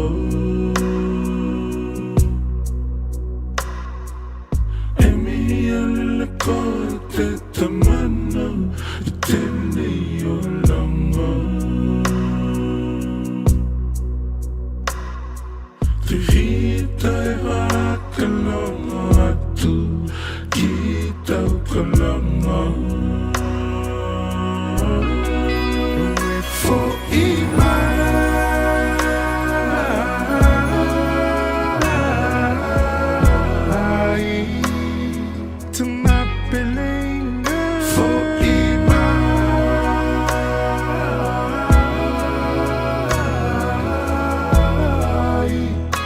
toi fieva aia toi aia tu si o tino o feo e ai to mai tala si o e mona mai to mi si lo dio o feo e ai to mai tala si o e lo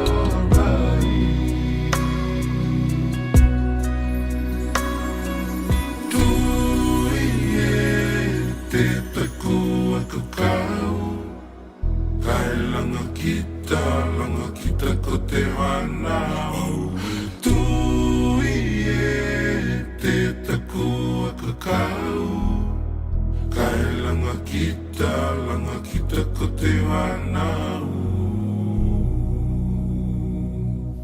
e te aloha e hainga tai Po i mai avania toloa sa via finga mosiona tua au toloa fai langi le fola nga vai le tulinga si e le dei olang so tolu miru jona talo le tulai tolu tala i vai frunga tala longa ngana period tania tani ai le tanto so tainga ma le finga ya lilo mai ya mama talo sia yo milo ola se fai poi poga ma o sia tau sala tumu olo anga ngau sia paanga mai o se rosa mumu te pula fi mai pei o fetu e anga malu na o e to atas o fili e le lang e verma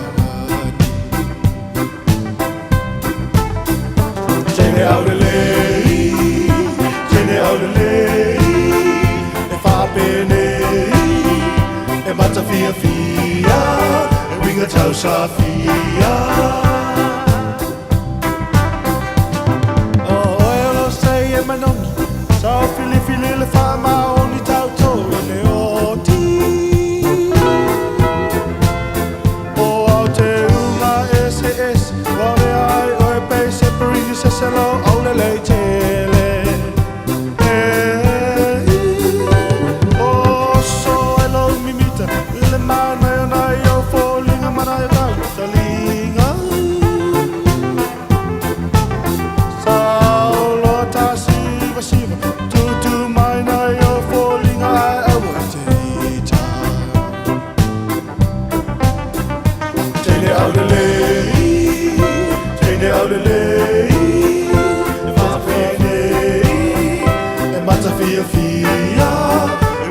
Safia Talo sia ia umila ola Fata nu se fai poi ponga O ka ua ova Le fati mali mai o nganu Papena le tatalo Fatu ona fai na avatu Avatu Tu mai la e siva Sua sa pangai le fatu lima tau Ave ai oe ma moi te pea oe lo to fai Pesa mai Tene au lei Fa bene e mata fia e winga tau sa fia Tene au lei fa bene e vata fia e winga tau sa fia tene au le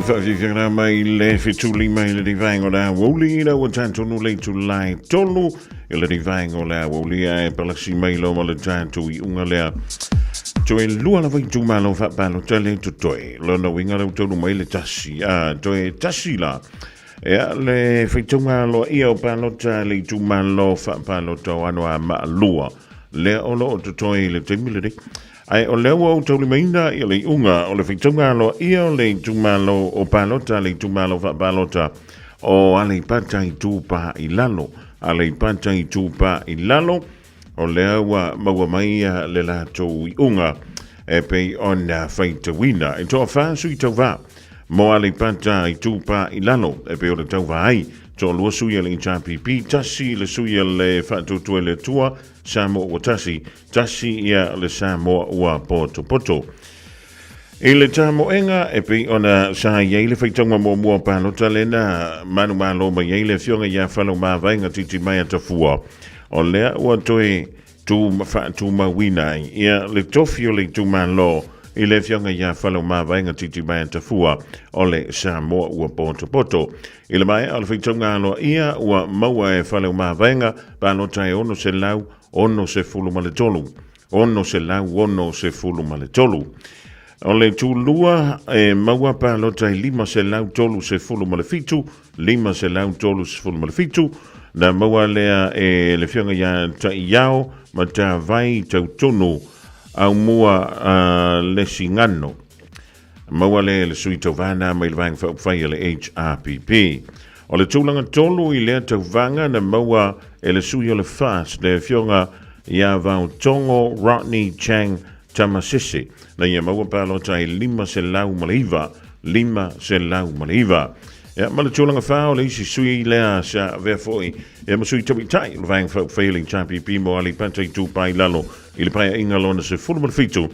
Le fionga ia whangasi ali sa poa whiang iai. Na ia maua palota i tolu se lau se fulu malelua. Tolu se lau se fulu malelua. Ia, ona toi tasi e lola ia leo le tātou wai tūmalo whapalota leo lo toi o le tūmalo whapalota na o anoa maalua. O le teimi lawa fwoi e taunu mai ai, o le teimi fwoi na o le whapeleo na awina tuai mole si la fia e lo o tōpa ia ma lo o tōpa malu.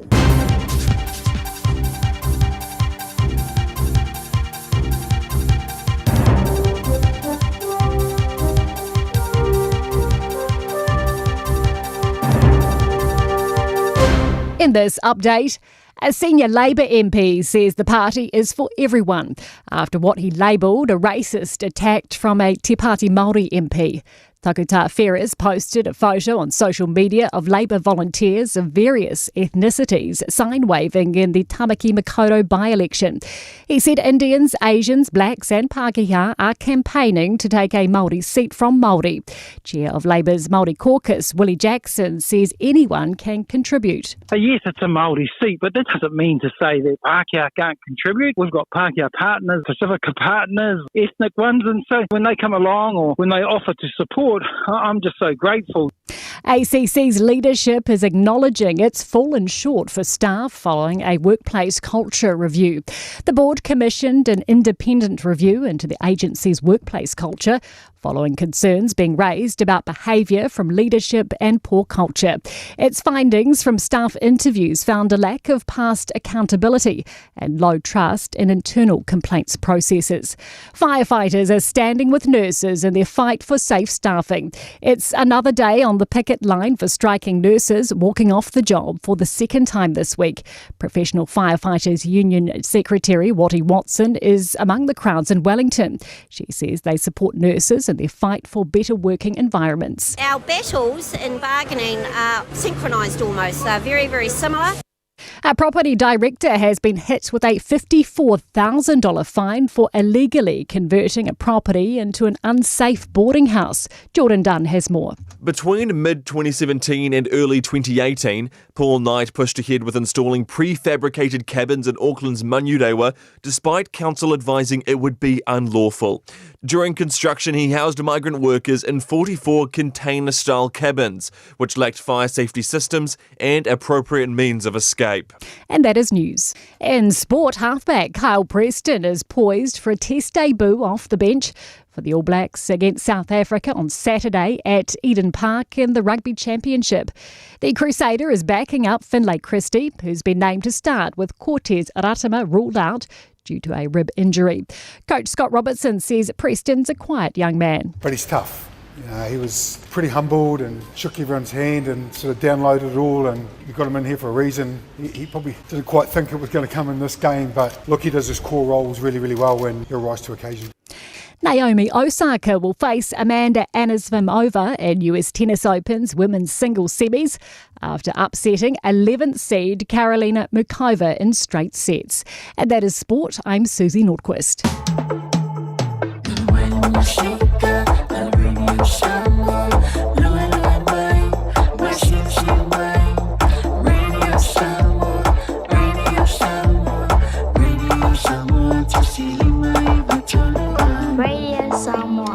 O lewa se anto le taimi le radio Samoa ia fitu minuto tene le tulai tolu fa talo fa tu ile ni vai ngola woli mantua ele ka tui le ole fa na wa onga le tu wa onga nga i tu fo i mount malawa lo fa muli mai o tantu ai nga fa mara tu masani le tantu programe va ia nei o la tu fo si pa ya ma wole tu i so tu fa na tu no le ta vale ke wa a faina tu fo i se si le wa stofi tantu ya le a fe wa is fa le tu no lo sa ya a fe fo na we fili fo le le tona suia la uta vale nei to sang tala fe ngole le ya mala sa te ma fi fe le uva tasi mala telenga ya ulungia pira peledato o le tutu mala udanga le ale City Cars i Henderson ya po au kilani sifo fo ile ring vai ngole au le wa se fa manatu ya le ngai le se fa la wi lo fo ya la tutu ya malana au udanga va talo fa tulungia ma lo fe o ma lo tawata ia pasi fo ia le ngang faaftai se manu ia e watile au fatalo fo il faafo anga le tunu o lo faafo fo tapo mai la o monte le ngante le o fe lavo mo bolta fa sala longa ia por kala masan lava al City Campbell le tio sa mo yo stof de tasi fa la lo fo fa ino tu langolo il tu tomle o nanga ile faafta o ingo tantu tavale ma o lo manto peisa tu nei Lincoln Road le ai tele o lo fa penao na il tanto kaya le tasi lo Lincoln Road Henderson te mau ia le o nanga ulngia ma la fainga nga ia ma se foi le City Car o lo fa penanto tu le foi tulangi ia po le West Auckland le vai aso se manu le nga fa lo lo mlia be uma ia fa aftai o fa si fo le vai aso ia mlia fainga pa lo te sa mo le nga fa lo se man io ia tanto te tau fai fa ma lo lava ma lo le tutua ia ma lo foi le tawa tai ya ole fai ngole di vai aso o ta wa ulungia ya atone le to po mala e ole ta pedanga fo ia le tanto to i dei New Zealand ia mai si fo e to ole wa tanto South Union to mole aso sao te ma le ai fo se mele anga ile male fo me ko inga il kaiao ye por kaiao fo yo le sto nai ye por le sa fo ia nai pipi ya kulli pinge lungo sankava Moni fautu tanga se manu o le nganga maulunga le nai anta ua ina ia fia te mai lo lato waso fapitoa. Io mai tawina le vai aso pe amale ono tanto tio sanga mai ia o le tele o nai ainga o mai e tamu faita vale wata maha. Ia le fola watu i lunga mal aspect kan fa afe te lima afe ia o watu a pro mai alto lima o ilanto ia o inisio lo fatel tempeata tu apply. Au le nganga le nasi o manu o lo mole antu lo fa anga o City Car ile aso fa pito tama uma lavo Samoa ia lo fa fo mal ta fa sala ngol li vai ngol aso ia au afola o tu te vela sa o to nga mai ai le to sanga ia mai se te lo to sanga ia matanto lulu au ine tanto ia ma va to fo tu ta vale ia e mole familia nga mole aso tama al tanto lo to ia se manu o tele io tanto ta vale e solo ia tele tanto ben o tanto ai nga ia fa sinto tele ia o lo mau o le tai fulsita o le tai fitu no foa, tai balu no foa o lo mau o mai tātou veni tu ainga se Toyota yes o lo ie tātou Toyota yes o Nissan ia o lo ie foi ma tātou ni Toyota Nissan Serena o lo tele tātou Nissan Serena o lo iai ia mo i lantou tau sa iri na lantou veni wala o mali tātou numero o lo tasi o walu fitu lo fitu lua tele lu ta vale foto mo nai ungali la iti ma nai ankapo ia mo se foi na ia fa nau a matanga lenga suiva lu futasi tu sanga ilunga lo tele tato foto o lo fai lava na alu le tau pa o le vai aso fa to la sutama ia o le ala ve sa wai o le ono le fito o le valu sa wal finance o le tau ale na o tato wal wai tau sanga o ta vale tu temi nei lo to tau sanga le lei lu afi su valu suiva su fitu anga ia tu los fulu ma lu fulu al tele o ta vale ia lo foi tato kilomita tuanga lava ia mo le malu la tunu pe anga mai ia ba ai le lo sa te sanga le le ma lo kilomita ia fa te tai malu test drive ina mafai ona lelei a totolo sa ia o lo fai tatu tavale le sen Samoa le sen uma lava New Zealand o lo maua uma tatu le sen nei fai na ave tua lau tavale le sen Samoa to ai sau mai Samoa le tau sanga wala mai ulungia fai na ave tua lau tavale le sen Samoa ia pe fai na fai lo le sen pa fai le fai so le sen wala au mal tatu numero na o le o lua tasi o valu fitu lua monisi fa mtalanga ia pe so tai mai tatu numero na ma sa mai tatu tuatusi na wala watu o le tasi lua Lincoln Road Henderson pausanga i lei lava male metono fa teise manu ia noa matango fio fa ilo te fole mato foi fa la ulol pisnisi ia lo fatu te murto ne yaso lo fatu Samoa i vaengo te toe por kalame lo foi na mole ne yaso fo mai manuia foi ma manuia tele le Sao Tama o le utalanga ia ulugia pira pele dato le tautomala udanga le City Cars e te maua i nai le tasi lua pa tasi tolu fa Lincoln Road i nai Henderson ia wala vitsai linga leo stafale mo oi malawa inga ile neiva yaso mo le masino se te mai mai se whaamata tuina leo sa o tama Talo fa Samoa wa ule ne yo kasu tialu a wale suia lingila wa le kio a eva mai ina se fulu lima iva kolu a mo Radio Samoa Vevela a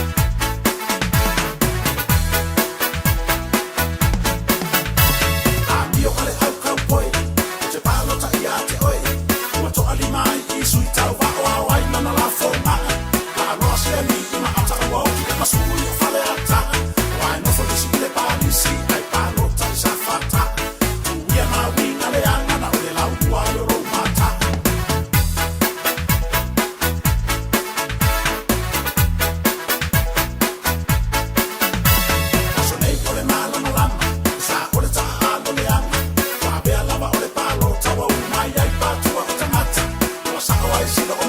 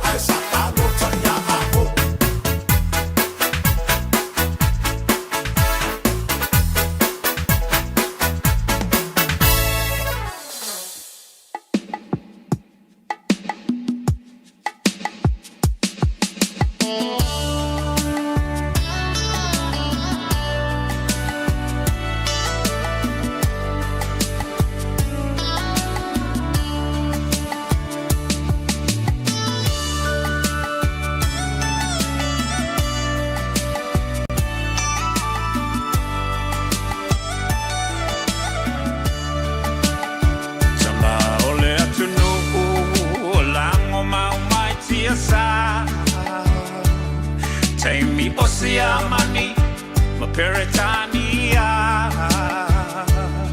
Loma e maesa ilimano O Samoa ia sa oloto Tamasese Ua malingi loto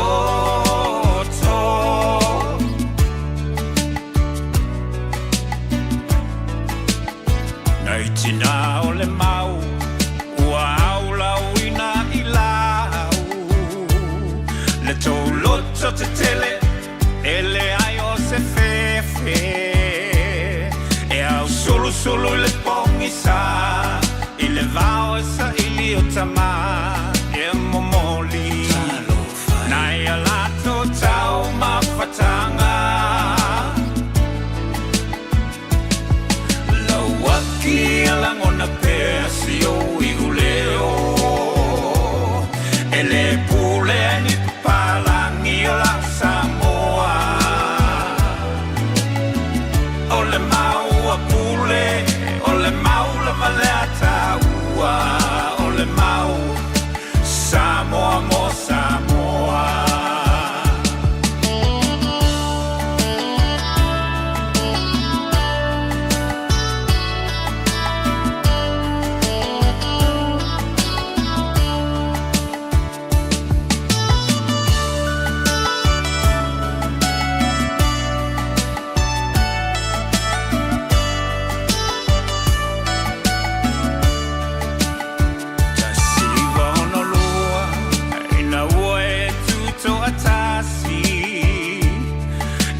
Toe pule o e ni papalangi Tu mau pe mamatala Nei whabongi sa o mata Seiva ai le whakolone Na lava e whai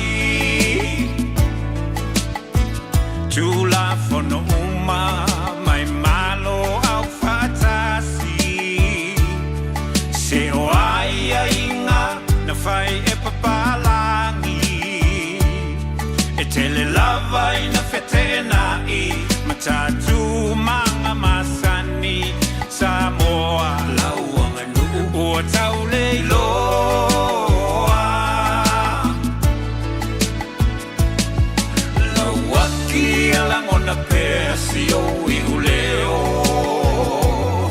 Ele pule ni papalangi o la Samoa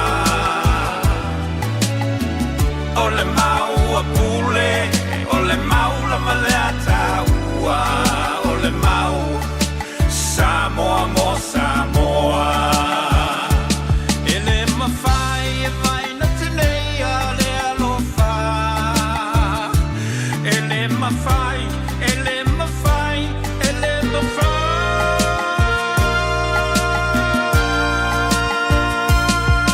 Lauaki alangona pesi o iuleo Ele pule ni papalangi la Samoa Ole mau a pule Ole mau la valeta ua Ole mau Samoa mo Samoa Lauaki alangona pesi o iuleo Ele pule ni papalangi la Samoa Ole mau a pule Ole mau la valeta ua Ole mau Samoa mo Samoa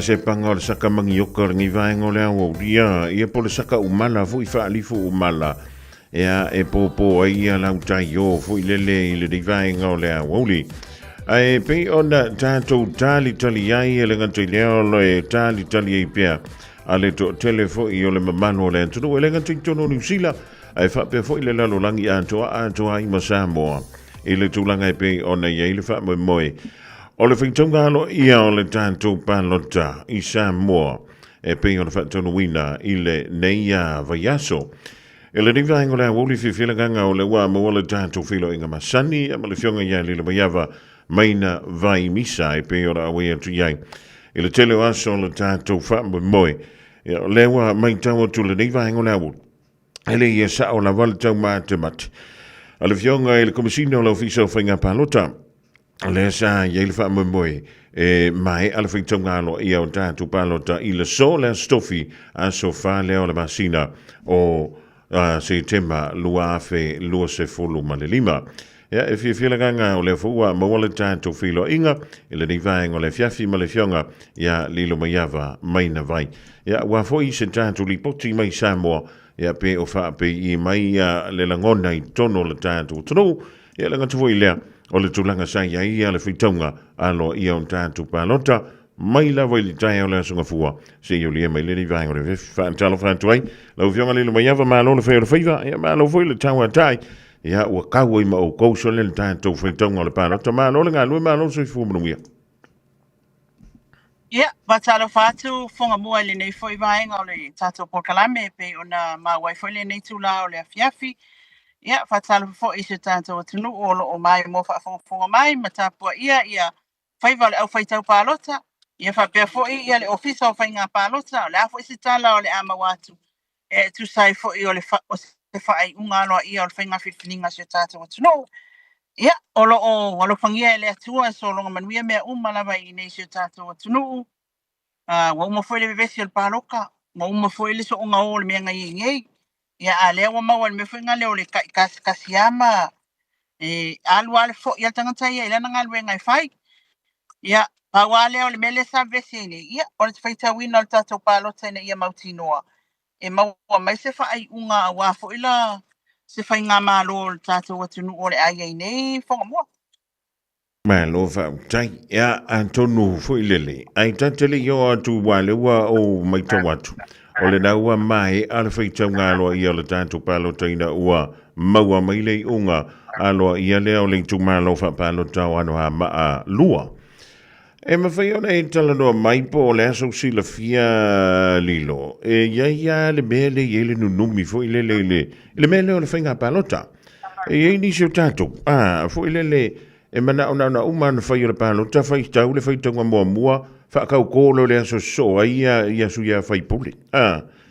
Ai lota ita tamai mala, maleka kia ngofa makaika. E le se tamai taimi alu i le process antoa. Mai le taimi na whai e le whainga pālota, ta atia ese le whainga campaign la tau o le wana pasi le nātu lang. Ai o le taimi la e whai e le pālota, e le process te lea e tau ona tātou savalia mauia. Ai le i o kākou, ia pē kau whaatata mai le saisolo of tino, ia po o le saisolo pelau e malo po le tasi. Ia whakākou o kwaile i o le menta o le whaatautonga lilo mai awa whamalumot. Ia, sa o lei lava, mai lava I le saunoanga le fionga I le komisina o whainga pālota, ia le fionga to le afuatu ia Filolo John Stanley. Ia, o le tūlanga fo le tāua e au, ona manino I le tātou atunuu, ia, e le whapewhatoa amatana na fil tātou whainga pālota, le peo na tāua mai na amata mai lava ia I ulai. Amata mai lava pili o tana le au fia le fast food mo tupu fast food lima. Ia aso. Ia, mana tua fo la whonga mua, o le umai o le whainga pālota la sfareili. Ia, mana tua whapea e tasi lei tu malo whatita inga o le tu malo lea na tā pālota ai, ia o umana whaile pālota, whaitau I o le whaile pālota, ta i tasi, a whai whawhal pālota, whaitau ai ina, ia whapipi I lunga I nā I le whaile pālota, le whaai unga lawa ia I o le nāfo I whaile pālota, e si o loa ia le pusa pālota, ai au mai le li poti le au fai palota le au fi ai mal results le etun au mai I tato office of nga palota mo le tuina o fa ai unga mua fai unga le tu mau foi le na mua fa ilo le fi las ferraili Mani. ia ele kau ke bebesi ko foi ai ia ala wa fa ai uma ia tangata lai tu o na lana lau le fa ai unga I le fa palota a fai lau le ia fai lau tu sie e tolu fal palota ye fai lau tusi le sui fal palota ye tolu e fe so ta ila fai lau tusi na en fa pea el wa se lau pai I el wa se lau e kol se lau pai I e se lau pai I na tu fa tasi lo la ia malato lo ai na le palota la tu sui peitai o le fai taunga lo ia le le pe ona amatalia I le nei fo I le na fo I vai aso Ia. I nei vai aso le wa sila ia le tata wa tunu e mai ale fai taunga mua le nai tua au mai te tonu fai tau I aloa ia el office of nga palota o sila ia scrutinias po fai lautus o le mela le wa sui o le fai nga palota nei ali fonga mua Ia. mana tua foi sa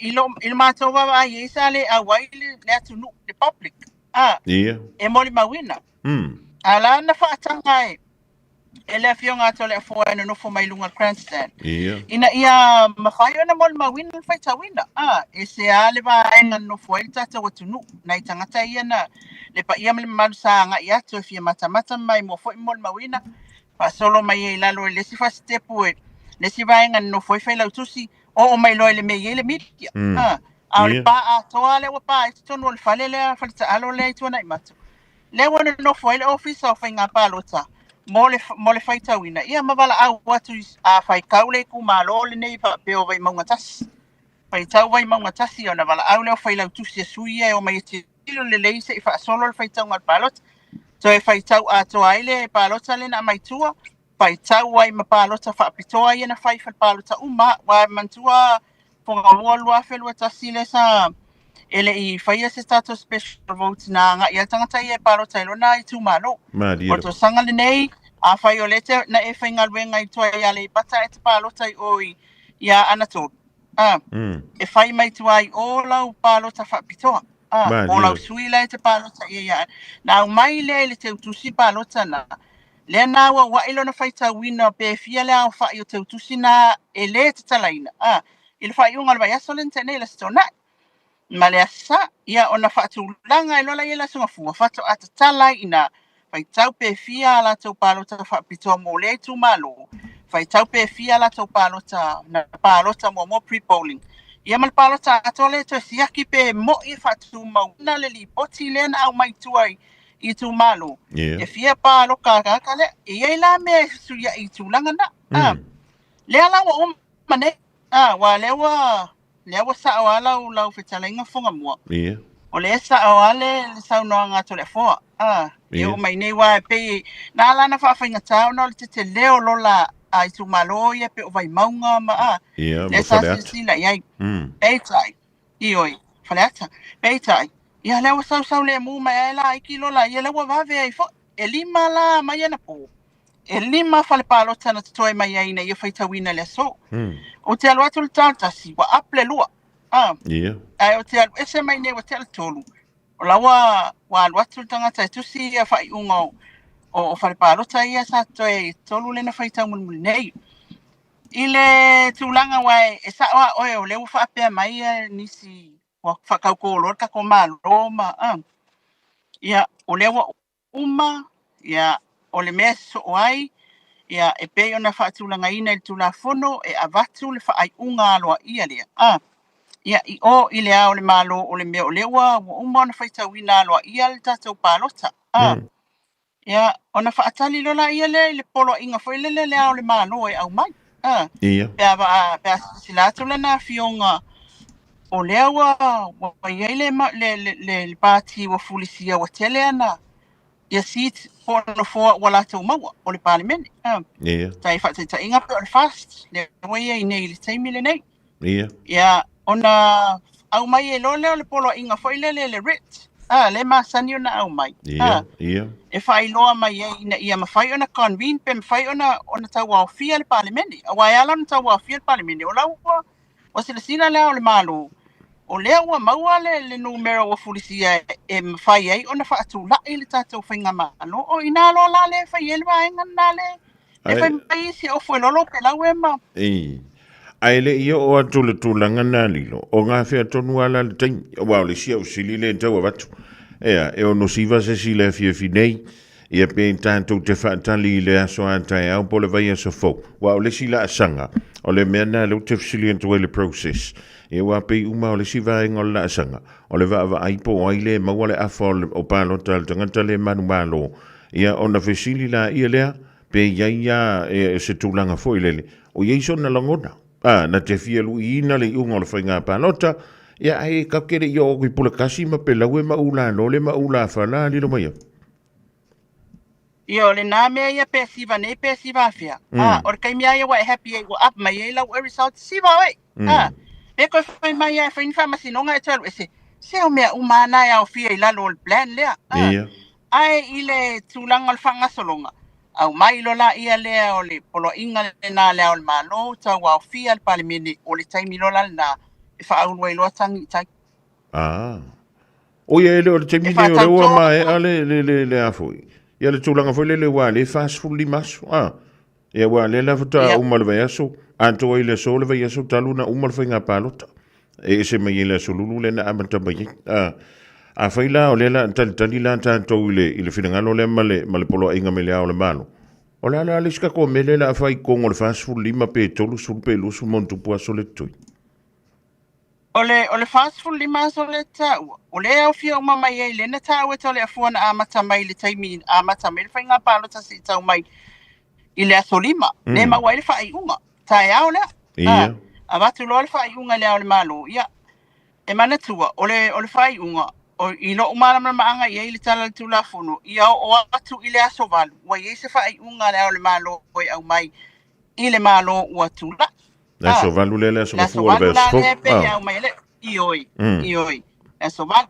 Ia e au mai e foi. Wa once a whai a wakingi sa wa whai unga le ao le malo ia. O le na. O le whai unga whela le ao le malo e au mai e foi. Ia wa taulon tau au fia le palimene wa le. E wa maua le. Le whai numero. Ua inoa fo'i masila fia, le malo. O le taimi fulale na. Ia, ua le wanga e ngofo kumau evidence ma me pe whai leke iloa, le iei le mele sol tula fonu. Ave loa le lau e tangi tai, mana tua, o le vaenga ta ua le vaenga lia. Langa le whai mai tala isi o tatou atunu, whai mai. La me la kaua o fia i whanga pa le mengea, le iloa kangi pe, kula i pe, pe. Pe o le ale i unga i ai, mana tua. E tau o fia le malo. Ai whai afa ko whamasingonga. O le ale whai unga i le whai unga le whamasingonga. Ia ona whato iai fo ile o le me sui i le palimeni. Awa pe mai wapa ula whai. Ia ona toi sau fo ile o la whai toi no fo atu i. Ia ai toi whai le pa election ale na fo i tu malo. A pol palo tala i titi. Le maua le antu le afu i le ata whaata atia. Mo le tātou wha moi. O lono winga la e te tau o na maua mai le teimi nei se ia o lia le songa fu o le vai fo. Ia le polo ingana mai le masaini ao iai pe saini lima le fionga i leo malo le tātou malo. Ia matau mai i lo male aso fo i le whaatau tō ai i su ia whai pule. O le pale mene o le isi paia inga sfulman vanua lilo o le saole. O a matatai o le solima. Ia. O le solima e uma iei le aso le na whaatulanga mai le 45 days. Ia o atu iai ua maua le result, official result, o le tatou whai whalota. O na amatu lo le au le malo. Ia, amatu tatou ilo ina, whina ngalo au le au le malo, ia le teimi au mai ele na polo inga e tau au fia loa le palimene. Ia, awa wa iei fo ila lefi ngā sai, man tō fo e lua pila zia. O le palimene, ma le whamasinonga. E ave ala o e kangi kai. Ai whai a mea mako palimenge ia whakauko, ia mea uma, a mai loa lalwha i ungai kai. Ia ona tō whapena fo ila na iesi suinga i palimene. O le tūlanga tonu ala na, ai le whapea e taipe, na ala ona tātou le maua le mea na lua whelua tasi whonga mua. Ia. Leanga na au mai, na tuwai ona tawa o fia na au mai e te tusanu mera Mantua o ena tusa. Fast ma le HRPP. Ia. Ai hanga I lot wala le na Kingmaker. Ia, ona amai lola ia leo tuala, ona sakolo leo tuala ili fast. O vai lol no melal fast. Ai te fai mai lole le HRPP tai le famasinonga. O le numera se fulu pasene foi na e o tamai tai. Ia. Ia. E te tau ona ono. O e tau ona ono ele lima. Le na be, toi fai lol famasinonga, se Italia le tali. Mea na tuai ai na tau au fiam fa tau tau. Le na fa solo me ale o famasinonga. Ai ile mea le wai nei. Le ai, o e lui poti atu. E tolu se fulu tasi asu i al fast. Ia. I tolu se fulu tasi su i lawa maua al fast. Tolu se fulu fast. A fa pea la, tolu se fulu fast. Fa i ale independent. Ia. E ma ile tuto tasi. Se fulu fa le HRPP. Ia masui e fia fo i al sap. Ma le lua le. E tolu al sap. Ma le tolu al sap. Tolu se fulu le fast. To fa ia tuto tasi. Tolu ia i whaine, ia le SUP. Ona le anga le whamei tangata e tolu tasi le fast. Ia. Ona o le tofa a fiu. Wha le tani. Lena le sitala tuto tasi. Ia. E fua e alu i le fast. La lawa te klea i le fast lava ia. Ona la tau sui lea tuto tasi al watu. Pei tai pepa le ofisa o whainga palota.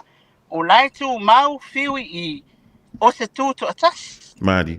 Mari. Kakau ali poki la kako. E era le nampa e alua fiu I lunga tuto atas langa na le sitala I le palota. E ma le situ langa nila mai awa. Ewe, o le whaina manino saunga le sunga le la auli ale mali to. E le se tuto atasi ale fast. Ai o le tātou te sila fia umalava. Ia, I le whaalau lo le na iai o le na awa I tui imlef talinga ia fiu whaalta. Ia, I le whaalau lo le vang whaapai. O lona wi, e iai le teimi tawai, Iau te leilo la ye pe toi moli wale na wa mai ana tulang hani di lo mai. Ya, e ele tai me se e loa fiu ia e fa ai loa mai ulo na lu sa ina ia gai fa mau maunga. O leo te tala no atua ia, o le fa mau maunga man le stalanga lai o fiu na le stala o se tuto atas. Fua e alu ile fast. A fai tau la ka ko suila we ai. Ko se fulu la ia le fast. Fa le tuto atas. Se fulu fa le HRPP, ma le tolu al sap. Ona maua ai leo no fo e limas futas ia sila I foleo le sifo email e kau kele yo o peli fonga mua. Ia. O le activating o tamaita. Pe fa ele atoa. Mali ia. Ese I uman le pe ia uman le ia ia fa masinonga me uman ana fa to fa lola ia le o tulanga na. Ai le taimine ia wa ngai kau mai ia isi fa mai. Ne ia koru kasila we le fast esa no to manatu le na ona langa declare ia fia le fast ile fast party. Ai ole le stala le officer of inga paro ta ofiu le la lo I le tuto tas na ya la ona mawale le numero le ia ole tulanga na le fanga mo ma lo fa tai o no winga la o te milan ni o ka kala no le mo le fanko kolana ko ia e po e le ngiu malu fo ile le wa madino mai le man tole vai e o le wa tali ia le polo inga e pe o tu ida mai to fa ma ni mai ta fo no mera le lo mai va fast le taimi le nei I lano fa maunga tolu se fulu o le au sui tu to tasi e to a fa o le HRPP fulu ma le fa ia ma le vaenga whailea a le Samoa ua poto e tolu ia a tonu la I le tūlanga le pe o le tatia mai ei whai numerai a tonu e ma whai ona tutu tai to a tasi a o leo te tau mana tua e le ma whai ona mana ia malo ia se vaenga whai tonu o le palemeni pe a le antoa ia le to a valo sui a whai pule e manu malo mai le whainga palo ta o le aso sila fia le tūlanga le lumia te longa e atoa le valu o members ko stui fai pule ia o se vaenga wha upwhai o nalo ia le te tonu o le palemeni Lili. O ka ia le skalanga I ol falpalo ka male office of inga palota. Ia sui fo ie e alutanga tai le stalai pelu pe tolu o le ale namba. O I tono palemini fa tu la fono ina le valu o sui fai pule ona fato I se vaenga ona fato alo ia la ia le ia o le titilo atu ia o le Samoa o poto le isi vaenga na le tolu sui. O le HRPP le se fulfa na sui le mau mai. I o le tuto tasi le tolu sui. Ia tato te mai tawa matitilo foi po le al tulanga e yei tulanga le awa na ufa manino mai le tulafono. Se longa e valu ia members fatu am fai ona lo ia as a party i tonu o le parliamenti. O lona winga la an tatou tilo an foi le tua i le tulafono lava i o le parliamenti li lo maiava a fa apea o le a nga i le tolu lea o sui fai pule le na le stala i lalo le vang fa fai le Samoa o Poto. O lona winga ya mana i le parliamenti e avea masui tai to tasi a li lo maiava o le saonga le o le tulafono. Ia o te ilo le tūlanga tonu alana o le ai. E tātou tūli mata ia pia. Ia le tūlafon tū mau. Ia malona fōlinga mai. Ia pe fo tūlafon whaavai. Pe iai se isi suinga ni te watāwa ve vave ai tātele uloa. Aolo tātou nunga na. O le sui tūto atasi o le ave ai lātou. Se i vangana ua ato ale valu o sui e pe ona tā ue le tūlafon. O lona winga la i sui tuto tasi le iai le teimele nei ta tia whapei i le vaenga a le Samoa o Poto. A whailau leo manino mai o le vtalenga ia whiweanga i le whantutuele tu Samoa o tasi. Ai e le fia a waisa vaenga whai le isi to tolu o sui tuto tasi le marumalo mai alanto i tu malo. O lona winga mwhai aona a vea i whapena tu maule sfulfale i JPP, tu maule tolo le tuto tasi. Yalona winga lai tolo vo ila tuto tasi. Pe ale suye ni whiringa lo le va o ila tauia na ilalo o le fua ale Samoa o Poto alino. Ia, o le tūlanga laval na a whapea o lea wa mawale sfulfale i JPP ia. Mawale tolo sfultasi pe a whapea se eloa ia whiwanga i o le fast. Tu maule tolu ale independent ia po le tuto tasi. Ia. Pea whaina ele whina ngalo i se pati o iai po le fast, po le HRPP. Ia ona tu maule le tuto tasi. Ia e fōlinga mai pēnā fō i marisa. Le link malo whaaptang ia ai o tūlanga ia e kau kiri lo aku. Wa le wa umole whaitau ngā lo ia. O le taimi whola le nei e mawhai ena whaile me fōi lele e tau o negotiations. Ia e mawhai ona tala noa atu pai ia la whai. Tala noa atu le vang whai ia ilan tuto tasi. Se o mai whako kele raka ko whingo mela. Ia ta ilo e saulangona lilo mai awa ili neitau. O le taimile nei o le tūlanga whaina le o le whalo atu i o le independent. Awai, o le taimi nei. E le aia mase tuto atasi, ka ila i se langona. E le aia mase kuko akasi wale no tala no i el tato po kalame foi lele isi. Le aia mase se fialu i se me faya inga. E le aia mase se fialu i se itu e anga i el malo. E fia o uma i le itu ua tula i mai mamalo. Mani. Ia, o le tūlanga lane na, it's either e whiriwhiri a whapea e ku mauale loto HRPP o lo iai, ia, o le nā whaila na ia whaiunga, ai a whai ele ai whapea ele ai. Ok, si le lo walu i, o le si whai tūlanga ali i whangamua, po le alo whina ngalo e iai, po le alo whina ngalo le sui tūto tasi e iai, ai a whai ala kui kualonga i kumaro, le taimile nei ai whai whai ku maro, ei, alu le fast lawa ku mai, ia, o tūlanga na e tau mawhai iai, ia, taimi whai nei tai o vaenga whai, ia, lua o tūlai, ia, o lea, po le alawa le tele o le namba i le fast, e tilo fo ia, a wao lele i ufa masinong. Mari. Pena foi le HRPP. Ele i o mai whamasinonga, ele i uma whamasinonga po le altulanga ia, e mana o mi ale, le tongi atu pe o le, ia, o le mel por kiki. E mana uka e ke le fia sau i o le, ia, whape o le ase kala, ia, o le sui mai oi i le mele. E tūlanga pena, ia, whai fo i ofa. Ia, e te fia sau i, a tūla i tato malo, o tūlanga, mana le a o ia i tatanoanga ma negotiations. E pe ona e tāua i le taimile nei. E ma whaifo i le taimile nei ona negotiate i le whainga o tangianga i tai le whalwhamsino. Ia. Ioi. E sea e ngā luluea ia vahenga whai. Ina ia tini ma maua whaile la tau numera. O le tūlanga lava le nā o le wa e le taimile nei. Ia, ai, o paule mea lewa tula i mai le teimile nei fonga mua. Ia. Ia, o ese mail pa alota nei mai le lua felua tasi. O lua felua tasi, na kusa ia fia me mastui na ile number. Mani. Ia, ale wa mai teimile nei. Ia, o lea ua ilunga la ititi ia, le wa ilunga ia numera allowed. Sfulfa ia tula epa. Ia, manai awaenga tutu tasi ia masui o sap. O lono winga. Ia, ua manino mai a tata mai. Ia, o se tūlanga lai tatu te whaatari o le whaiunga leo malo i le me taulo an whai le teimili nei. O lono winga la le teimine i lilo mai awa i le whasauta inga leo tai o vang whaia lua le fast day HRPP ma leo tuto tasia. Ia na lo ia lo le iunga le whainga palo ta purei se sau i o le kau wha koi foi le kule inga o le me le kimir ke ia lilo mai. Ele se tala na. Ei fo isi wa tawa ai atu ei fo isi tangata whamai. Awange kali personal lo lato silsila. Whamai awange kali ale linga meno wa ai el tala na awange kali ale linga awane tu tali ei fo le uleo whalongolongo e tala na al taimine ile tangata tu mai ile foi. Ia. E whealua iso lo whaapela na tilu.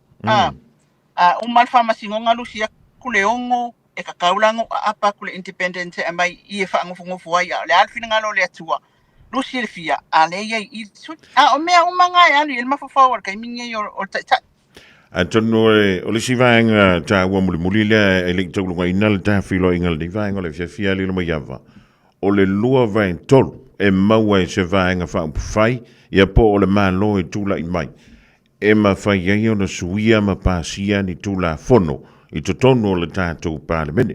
Ia nau tango fuia uia o miomi la uia calculator. Ka ilo e la ue calculator pe o le alanga whaingo umelanga ngau mai. Ai pe umala war whainu mera leo le tolu sfurman wha e mawai le lua vai tolu. O leo whainga nā o suia whai pule i to tonu o se whainga malo. Ia o le mawai la ia leo le me leo le lua vai tolu. Ma wha whaingo fia ai. Ona pasia ni tula fono mani teuteunga i to tono le tātou parlemene lilo mai. Tau leia o e whanga mua. Kusa leia la ka calculator. Ke reo loa penga nga oka mai ngā ia. Penga nga kopi rau calculator i rilo. Tolu sful wha na mawalo lua vai tolu. Ia e tilo la iai.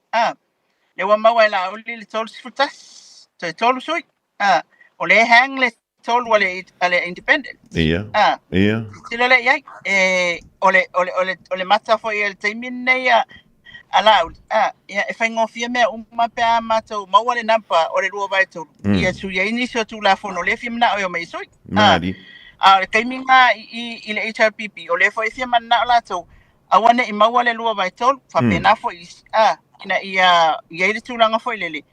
E wai pea na tatou maua i saunoanga le fionga fia me taimi ua mawai. Matausanga ua mawai. O lona fina ngalo ele menatu ai le tūlanga wele le ia maua i sei tu e tasi le lua vai tolu. Ona o le tūlanga. O le mea o fia manga o e whai sui arku la fongo le mea lai mena o la tau whai. Ia ai o le tūlanga tatou te vava ai ia. O le whainga leo le porkiki ma le mana onga lea. O le taila tau ia ua mau malo mai. Ina ia maua uma so se mea, so se tu. Ia, ai le se tatou whai ai le tūlanga pe a fina ngalo ale atua e ku aku ko kasi e le fio Mari. E pau foi leo le nampa e mawale fast, se uma mai fama sinonga po lea. Ia penga foi le HRPP. Ia, ona ilo la ia lea. Ia le tūlanga foi le ele o steady po wata mau le taimi mau tino le taimi nei se tūlanga i ono o ele lua o vai tolu lea. Ia, ona o lele uma mai ia isi vaenga foi o le whanga solonga lea pe ona iei fama sinonga. Le link ma lo fa taya le mai ava. Ia, tanto e o tasiala ia tanto whainu mera. Ia, ona tanto tau ma vai eilea. E le leila o inga. O ngai kia nga ia ku fuile le ngi vaenga le fia mai. Fa malo a ku le vaenga mangu malo. Ia wa mau ki ngoa. O le papa kiu, ia po le whale ainga po le ala, ia na e sami e foi. Ia wa o i se sia le fia pe fa pe o le wa manu malo mai le whaitanga alo, ia li lo mai af, ai se toi fa e mo tasi be anta whainu mera. Ia ona tantu tau ma vai e le, ne ia fia fio le, fa ta fitio ngā ruenga lo veiasu. Ponga mua a tuu ia fiu le independence fuafua le fast i to tono le fast. Ona tolu sfutasi ai le ona fua le fast. Mari. E maua. Mari. Se fulu fa le HRPP, tolu ai le o le vainga o tu tasi. Tolu le SUP. Ai a fai e tato te tā mau pea i le whaanga so longa o lo i ai le stalanga ale ofisa o Palota. Ia. E tolu se fulu la le fast. Ia. Se fulu fa le HRPP. Ia. Fa le tutotasi. Tolu i ale SUP. O le tūlanga tonu alna le iai i le alo ia. O le alo ia lna. O na langa o fiule na le stala o se tangata tutotasi fofua le fast. Mari. Ia, ai sa oi, e pau ala whautuanga i nei sui wa tūlai. Fia moutou ainga. Ai sea, lewa ianga whakaunga, mea ma tangata mai le tūlanga o le atu o le mawhau ma le loto. E te pātu i le taunu unga e taunu uiai i le taimi o whainga pālota. Fuafua i le skala. Ia, au su e mai kākai whamaungia mo nganga mea Fuafua e whairi campaign. Halu resources o mea lava, taimi ma losi atoa o lo a inga le nuu ma fio anga mai tu malo. Taimi o le Palota e le etele moi. Ia o la kaia le akala wakaba ai e tangata etele moi. Ia la e na ia te mana tunatu. Le alawa e tu mai le taimi nei. A fai o ele te whaafonga mai o le wa e man malo. Fia malo a inga. O le ale outcome o le whamasinonga. Ua e ave lau whaftai le atua. I le avaenga wa e au iai. E tu sai fo yo lau sa i ngā malo i le tātou whainga whitwhiringa le tātou atuno. Ia malo fo i le wha. Ioe. O lawe whaua i sao noa lilo mai awa. Toi tasi e si vai. O le si mea le ngako ve vesi e le lua a whelua tasi. O le unga voi le o le formula. Aila e kau work, aila o calculator le formula nga. Le nei le whese singa te lea wha mai. Ia, e te tauna 5 le si formula. Ai ka kaunga ongo le si se 4%. O lea la ua le whaamsinonga. O lewa a mailo nei unga. E le 5. Ai te tauna ono suita mai tai tono le parlemene. Ia, tailo i sau whai tau iei suita mai tai ia wa pale mai i le whaitonga alo ia o le whainga palo. Tani le mai. Ai pe umala wana ngata le to 5. Ia, o le whai e mai tau atu. Ia, o se tasi fo i o suia fai pule i le paia inga lona sfulwal fitu pei umalawa o ia le da. Ia o le pito i silinga mawalunga lana pasene fo i lele. E ono toi fo i atuai. Ia malona avroi tono le pale mene wha antoa elto ono lea lilo pea. Ia, e monia oe whanga mua. Na o ia inga mea ki nganga ka ke whesirisili ala atau e sifo. O lau calculation na. Ia, le fionga ia ali malamanu. Ia, ali malamanu. I le taimi le nei. Ia. E pei au nau whai atu ia te oe whanga mua. O le pasene le a whatoa activate lava pea le whamasinonga. Ma mea Ia na whatoa whailola ia lea. So e tato te whatatari pētoi pa unis tamaita. Ia lono wingo i nae fua ia i tamaita e anga i mai tono o le tato palimene. Ai le taimi nei le nae le calculation na. No whaia fo i ngauta. Ia ua mawai le lota lava baba ia o li manu na e mawalunga lana pene mawhai ona iai le mele le tulafono le se 4% o tamaita. E sa awa oe whamanatu le tātou watunu ono tamaita. E le whapea, abe esa manatu whai le whapea na le ono akama ika i whakanga i kongo le mota. Le ai. O le ono na tulafono ia tatau ona ono tamaita i e tono le palimeni. Ai le tau fia ia mai e walu pe iwa pe se funu. Ia e whaonga ia sui whai pule tamaita i watulai. Mai ia e mimi kaloko li fonga mua. Ia. Ino uwa ai tamaita i wa iei watu atele mai i le nei whainga palota. Ma nai atele i le wawa ai atu ia nai sui tamaita i watulai mai. Taro si ai le koe pa umaka mai ka. Ai anga i mai e pe tatu palimene. Ai o le tūlanga na li fonga mua. Congratulations i le fast party. Ma o fo i le tawata i le HRPP. Pa pe le SUP ia manai tuto atas. Ia, whaftai le alofa malanga leo le atua. O lewa amai le nei whai unga i nei teimi. Pa tau tōl tātou mālo. Ia, ona tātou tilo la ia le po le afo i se isi fuafuanga le ali i mo tātou i nai sui o le atu i nā atu le whamasinonga. Mula tilangang fa taili lo mayava ile ngal wengas hafi tai tungai melinava yaso se ya di melodi ya stofi fa ma lo tu fo ile tu stela umai tonol tanto tro. Ya Michelle Fionga komisina mala ofenga wenga ale ofisa ofenga palota. O te lo le so mo le na amatai le faitonga palota mai le se fulul tayo. Ya ena o faitonga tu le fa mtalanga fa mai foto a umai le ono le tayo le so lua. Momoli ele fa ma no mala fa tai ya antonu e o mai le awa uli le so lua ya wa kaule fie ya inisio le ofenga le ngali le mai ya ele fengo fi o le mea le au kau ai maa ia ka ke vai ko foi le lungo le live le office so le talo fai ya ena le pawale mea tatou nai fai na le omi makaka ila lo makai kusi ai kire o sa fa ye kongu yo e o ile ya fa ma lo le fai va ma lo le tau tua molo tanto o tono i Samoa ya vi ilo nano fa wi mal manuia ya lesi va enga le polisi la sanga le tanto fa mo fa malo antu a lilo ele lo sa se lo por to sa se tolu mo le fionga ile a ngal mo le mana ya fa pe fo ia le fionga ya le lo yeli ya tanto to fi tampa i fo ilongo pe ngal le sa so mo ya e to lo ngai so fi ngal tanto filo ingal di via na si mea lea e peo na e whetalaifonga mua e le ofisa o whenga palota moni a o le tūlanga e peon whamanino me le fionga le komisina o le telea o lape fo i o le tātou palota. Ia ona i tangata i tua sa haia mai a wale le tātou lena awe i tua e whal palota. Ia ai o ngā luenga ia le ofisa e le whengo fi o mātou wā ai. O le upu tā ua, we trust the process. Tātou te whaatua ina, le whaangasolonga o lo whia ngai ma le ofisa o whainga palota. Ia o lea ua tini taunu mai le fai ungole nei fai ngā luenga fita. Ia vi ia le li. Ai whanga mua. O te loa a tele ai titi e longo atu ala tau wha wa fai stato wha poponga le nei fai por kalame.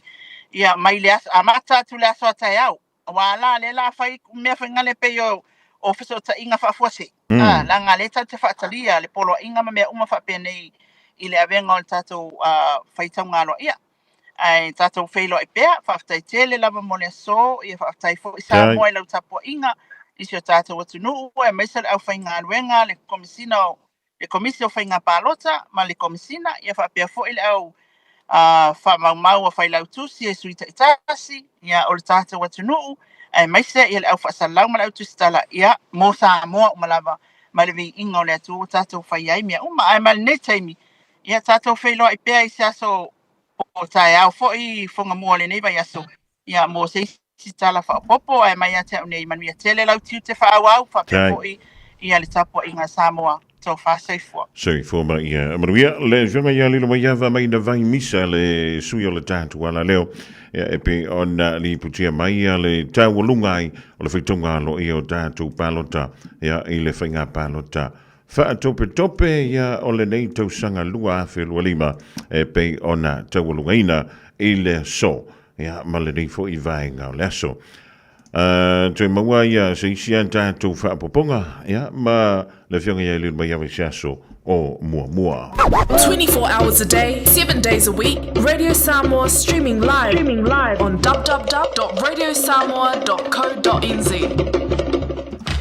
Wa tawulungan tui namale tutumo isa mo le divainga le fiafi o lea so la tofi le reile fa tafiti o ngā luenga pe o na sanga panti e le tātou turu wea sumo mua o le masina lo na iwa o le rei tau sanga la sangana o le tau tabali i le tātou mautanga matua atu e lau titi fai tama whiloa i anta au pe atu sai ia mo le whingalo o le tampa au i le langi o le wata pena mai le sa o le fionga ia le i antau savea ma le polokalame o le afo i ngā ngai fo whaiva ia pe mai a tātou talami tunu o le Pasifika malalangi te pena mai ai le whalitua ia Miriam la toa po Maria manutua au whala au manuia le fiafi ia o le kaimia o le papa ki o le pakua moa la kou ia ma ewa la au loi lau suita wa lea ua manu mai le whainga palota a Samoa.